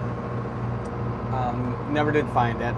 I suspected somewhere in Sitkalitic Strait. We were looking for it on the way down. It very well could be there because that's the way the swell would have pushed it. I don't think it was a matter of being set over its head with not enough line or a bite in the line. That could have happened, but I don't think so. Because we did drag for it, we didn't get it. So, yep. But those pots last this long time before we actually lost one. We've had those for, gosh, I don't know, 10 plus years. Yeah, those pots have made years. us a lot of money. I can't complain about it. Yeah. They're pretty fishy, but now they're getting pretty light too. And you know, the other thing too, like Rob said, learning curve. So we had smaller buoys because we used them on the fishtail and a different ADF and G number. That's the boat number. And so we got new buoys for these bigger pots, and we just grabbed a couple of those and used them on these pots too, because they had this boat's ADF and G number, which is 44353. And so those bigger buoys blocked those pots too. Yeah. And we didn't even think about it. We were scrambling to get out. We actually showed up a day late, afternoon late. We were scrambling to get out, and it's just like, things just go over your head sometimes. Probably should have known better. Live and learn. Yep. Probably what we should have done in retrospect was just taken those 10 pots and just cut the tunnel out of it and doubled it up on the others and fished them. Mm-hmm. And we probably would have done okay. At least our pots would have caught crab then. Yep, that's right. You gotta learn from your mistakes and move on. But we still had fun. I had fun. Yeah, me too. I always like crabbing. Yeah. I am kind of sad that it's going to be a while before we can fish them again. Yeah, there's just these little pinnacles out here, just these little rock piles. It's really kind of hard to call them pinnacles. In some spots they're just like maybe a fathom or two higher than the rest of the ground, and it goes from like shells and sand to like a little rocky spot, and that's where those fish will collect. Sometimes we'll go back on a drift and do another one, but sometimes it's just better to move on.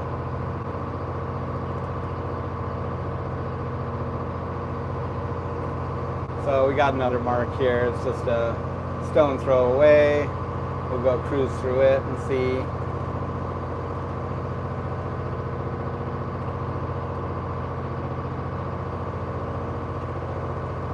Yeah, crab is tricky. The better fishing was outside of the bay. There's, you know, we were like in Three Saints Bay. I'm sure you know where that is, Rob. And there was a million boats in there. And every time a blow came up, all the big boats outside would pick their gear and haul it in there and dump it. And so it was an absolute, just a minefield of gear in there. Yeah, pots, berry patch. berry patch. Everywhere. So we were just happy with what we got. We had some on the outside across the bay off of Natalia that did okay, and that's the one where we lost that pot. But we only got like one pick out of it, and then we did get set down too, which was kind of annoying. There's a lot of fishermen that just drive around and look for other boats or look for gear and dump their stuff on it. We would never do something like that. No. It's horrible.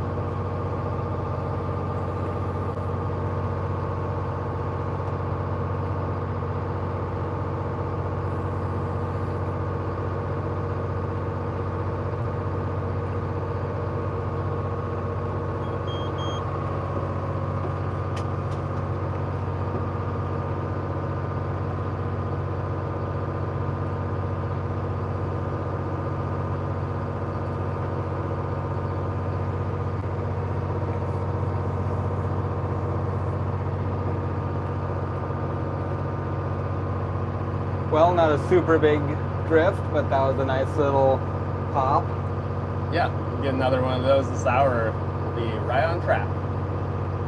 I think you got like maybe 73% of those fish. I'll give you that. Sometimes it's how it happens. I'll be watching you sometimes and you're just hauling them on and You had a couple pretty nice just stringers standing back there. Yeah, I did.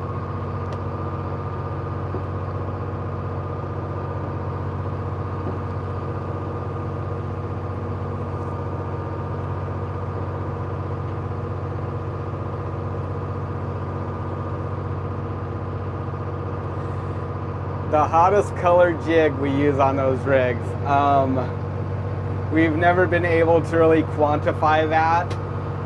We tried to do a study once. It lasted like, I think 1 pull or maybe 2 pulls. And then we'd already lost count of which color had caught the most fish. I will tell you this. We usually have a hook or two where like all the rubber is gone and it's rusty and the barb is broken off. That hook will catch a fish every time. If there's only one fish on that setup, it'll be on that hook.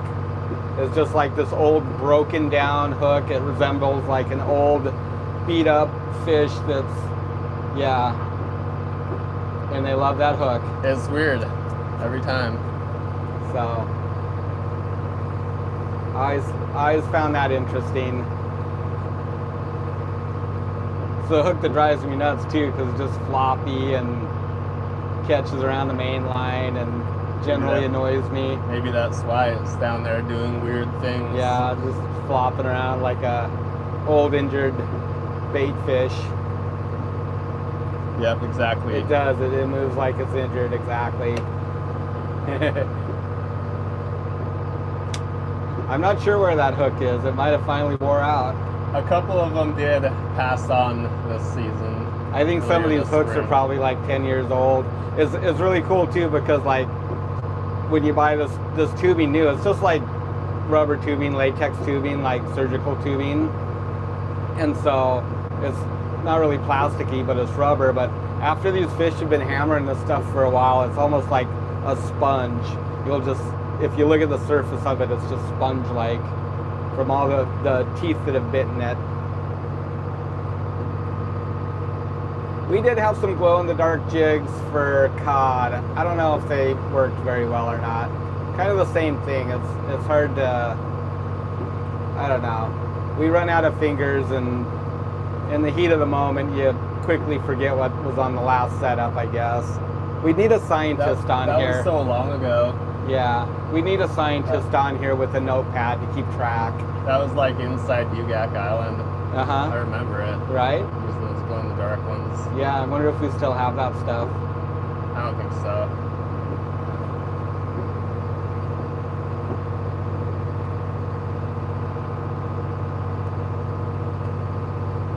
Yeah, I'm not sure. I know red fades first in the water column.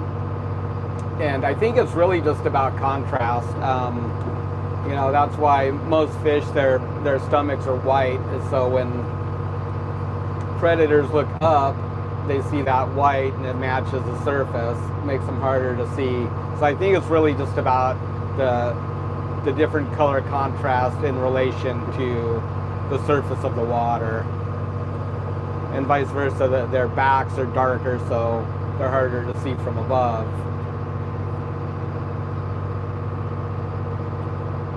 Hello, Leon. Thanks for joining us.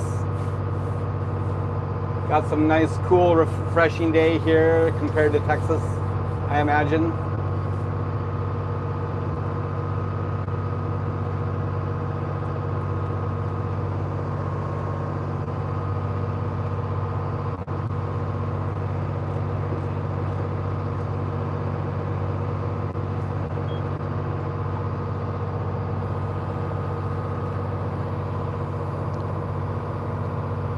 We don't bait the rockfish jigs, Austin.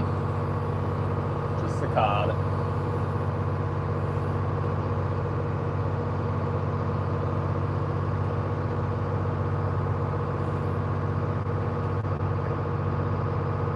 Yeah, just a little swell. It's starting to pick up a bit.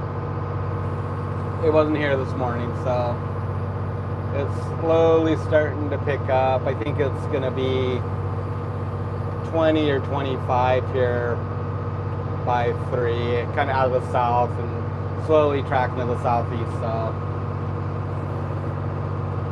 yeah, hi Tenny. Yep, slowly climbing our way to the coveted silver YouTube button.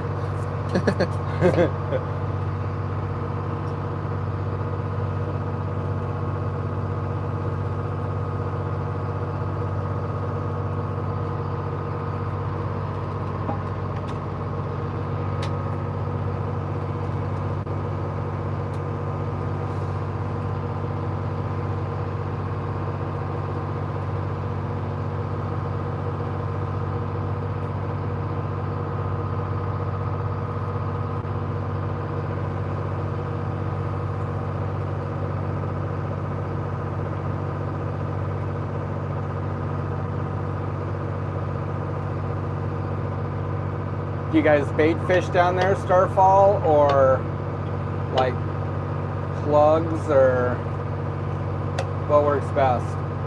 And what are you catching?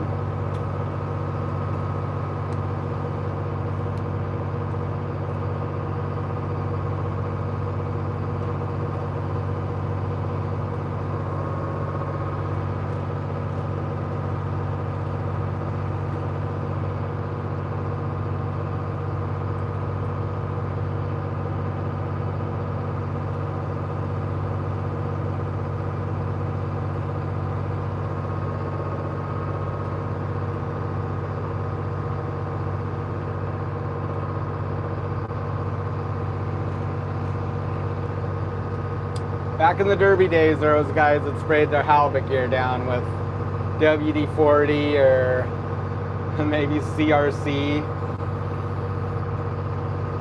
Claimed it worked. I think it might be illegal.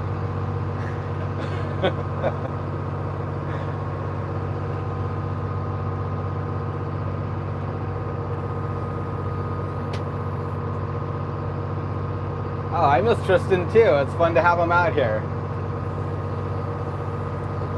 And Mom. Yeah, I agree. What was that? Just a wave slap, I guess? Yeah, just like clunking around.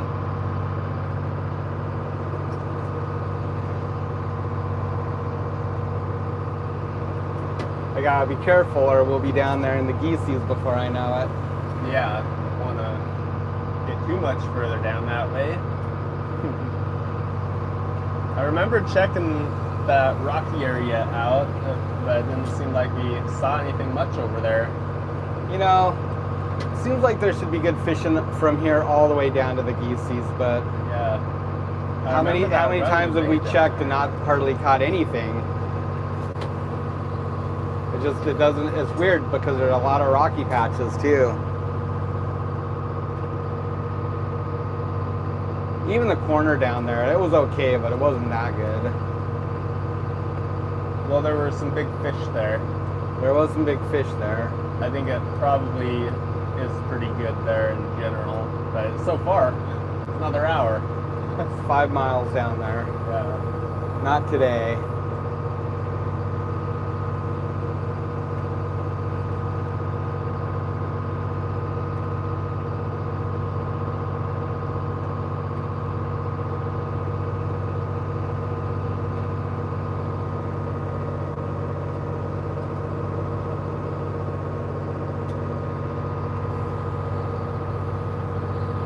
When I was a kid and grew up in Montana, like Bitterroot Valley, I always liked bait fishing. I was always a bait fisherman.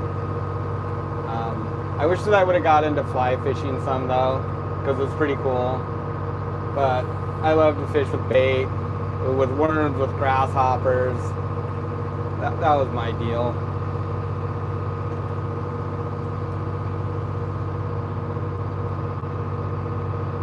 Water temp, I'm not sure. I'm guessing low 50s probably. I don't have a temp gauge on this sounder. Yeah, that's kind of weird that it doesn't, because it's newer than the one in the fishtail. Yeah, we had one on the boat when we bought it, but when we hauled out, we pulled that temperature transducer out and got rid of it.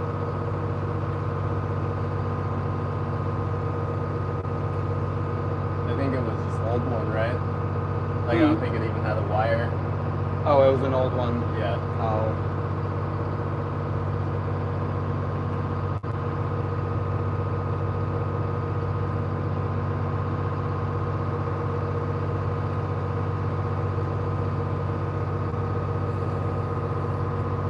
It might be a little bit cooler out here off the Capes too. The bays are usually in the mid 50s in the summertime, 54, 56, something like that.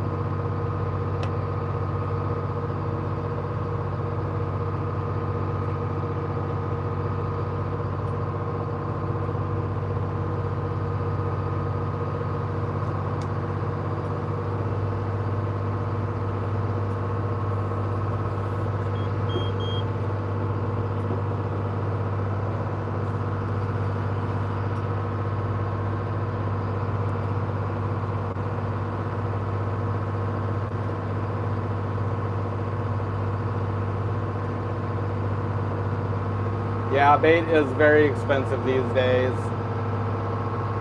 We kept a good bit of pink salmon off our last seine trip and froze some of it as much as we could, and then we chopped up the rest and salted it, so that'll help stretch our bait bill a little bit. Still got a little bit of pollock in the freezer that we paid for earlier this year. It had left over from a trip. And then gonna grab our herring net and hopefully find some herring somewhere this fall.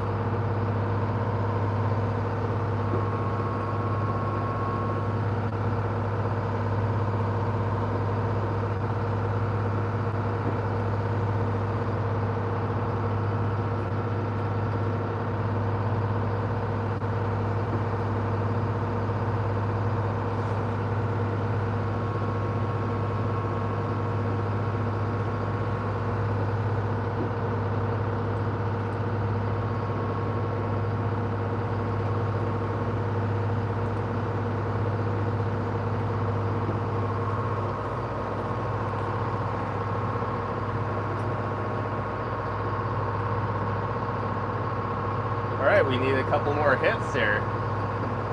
Indeed. Make a couple passes through here.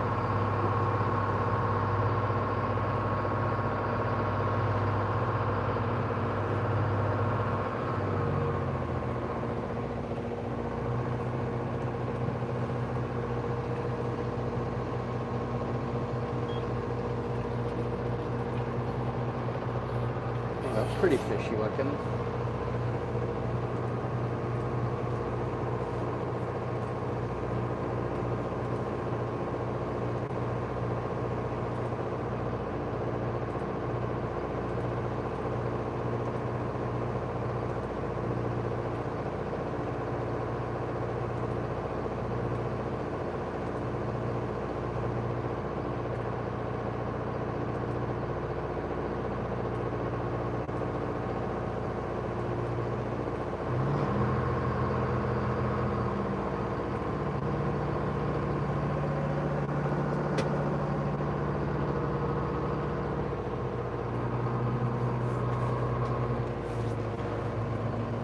There you go, Matt.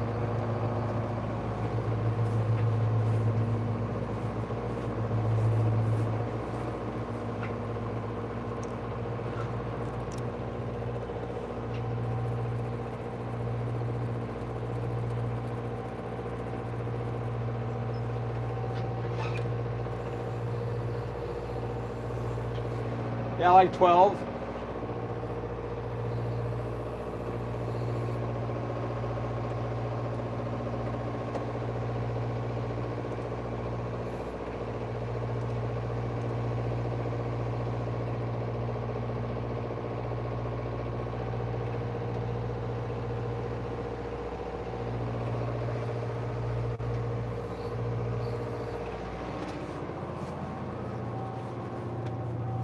Or maybe 5.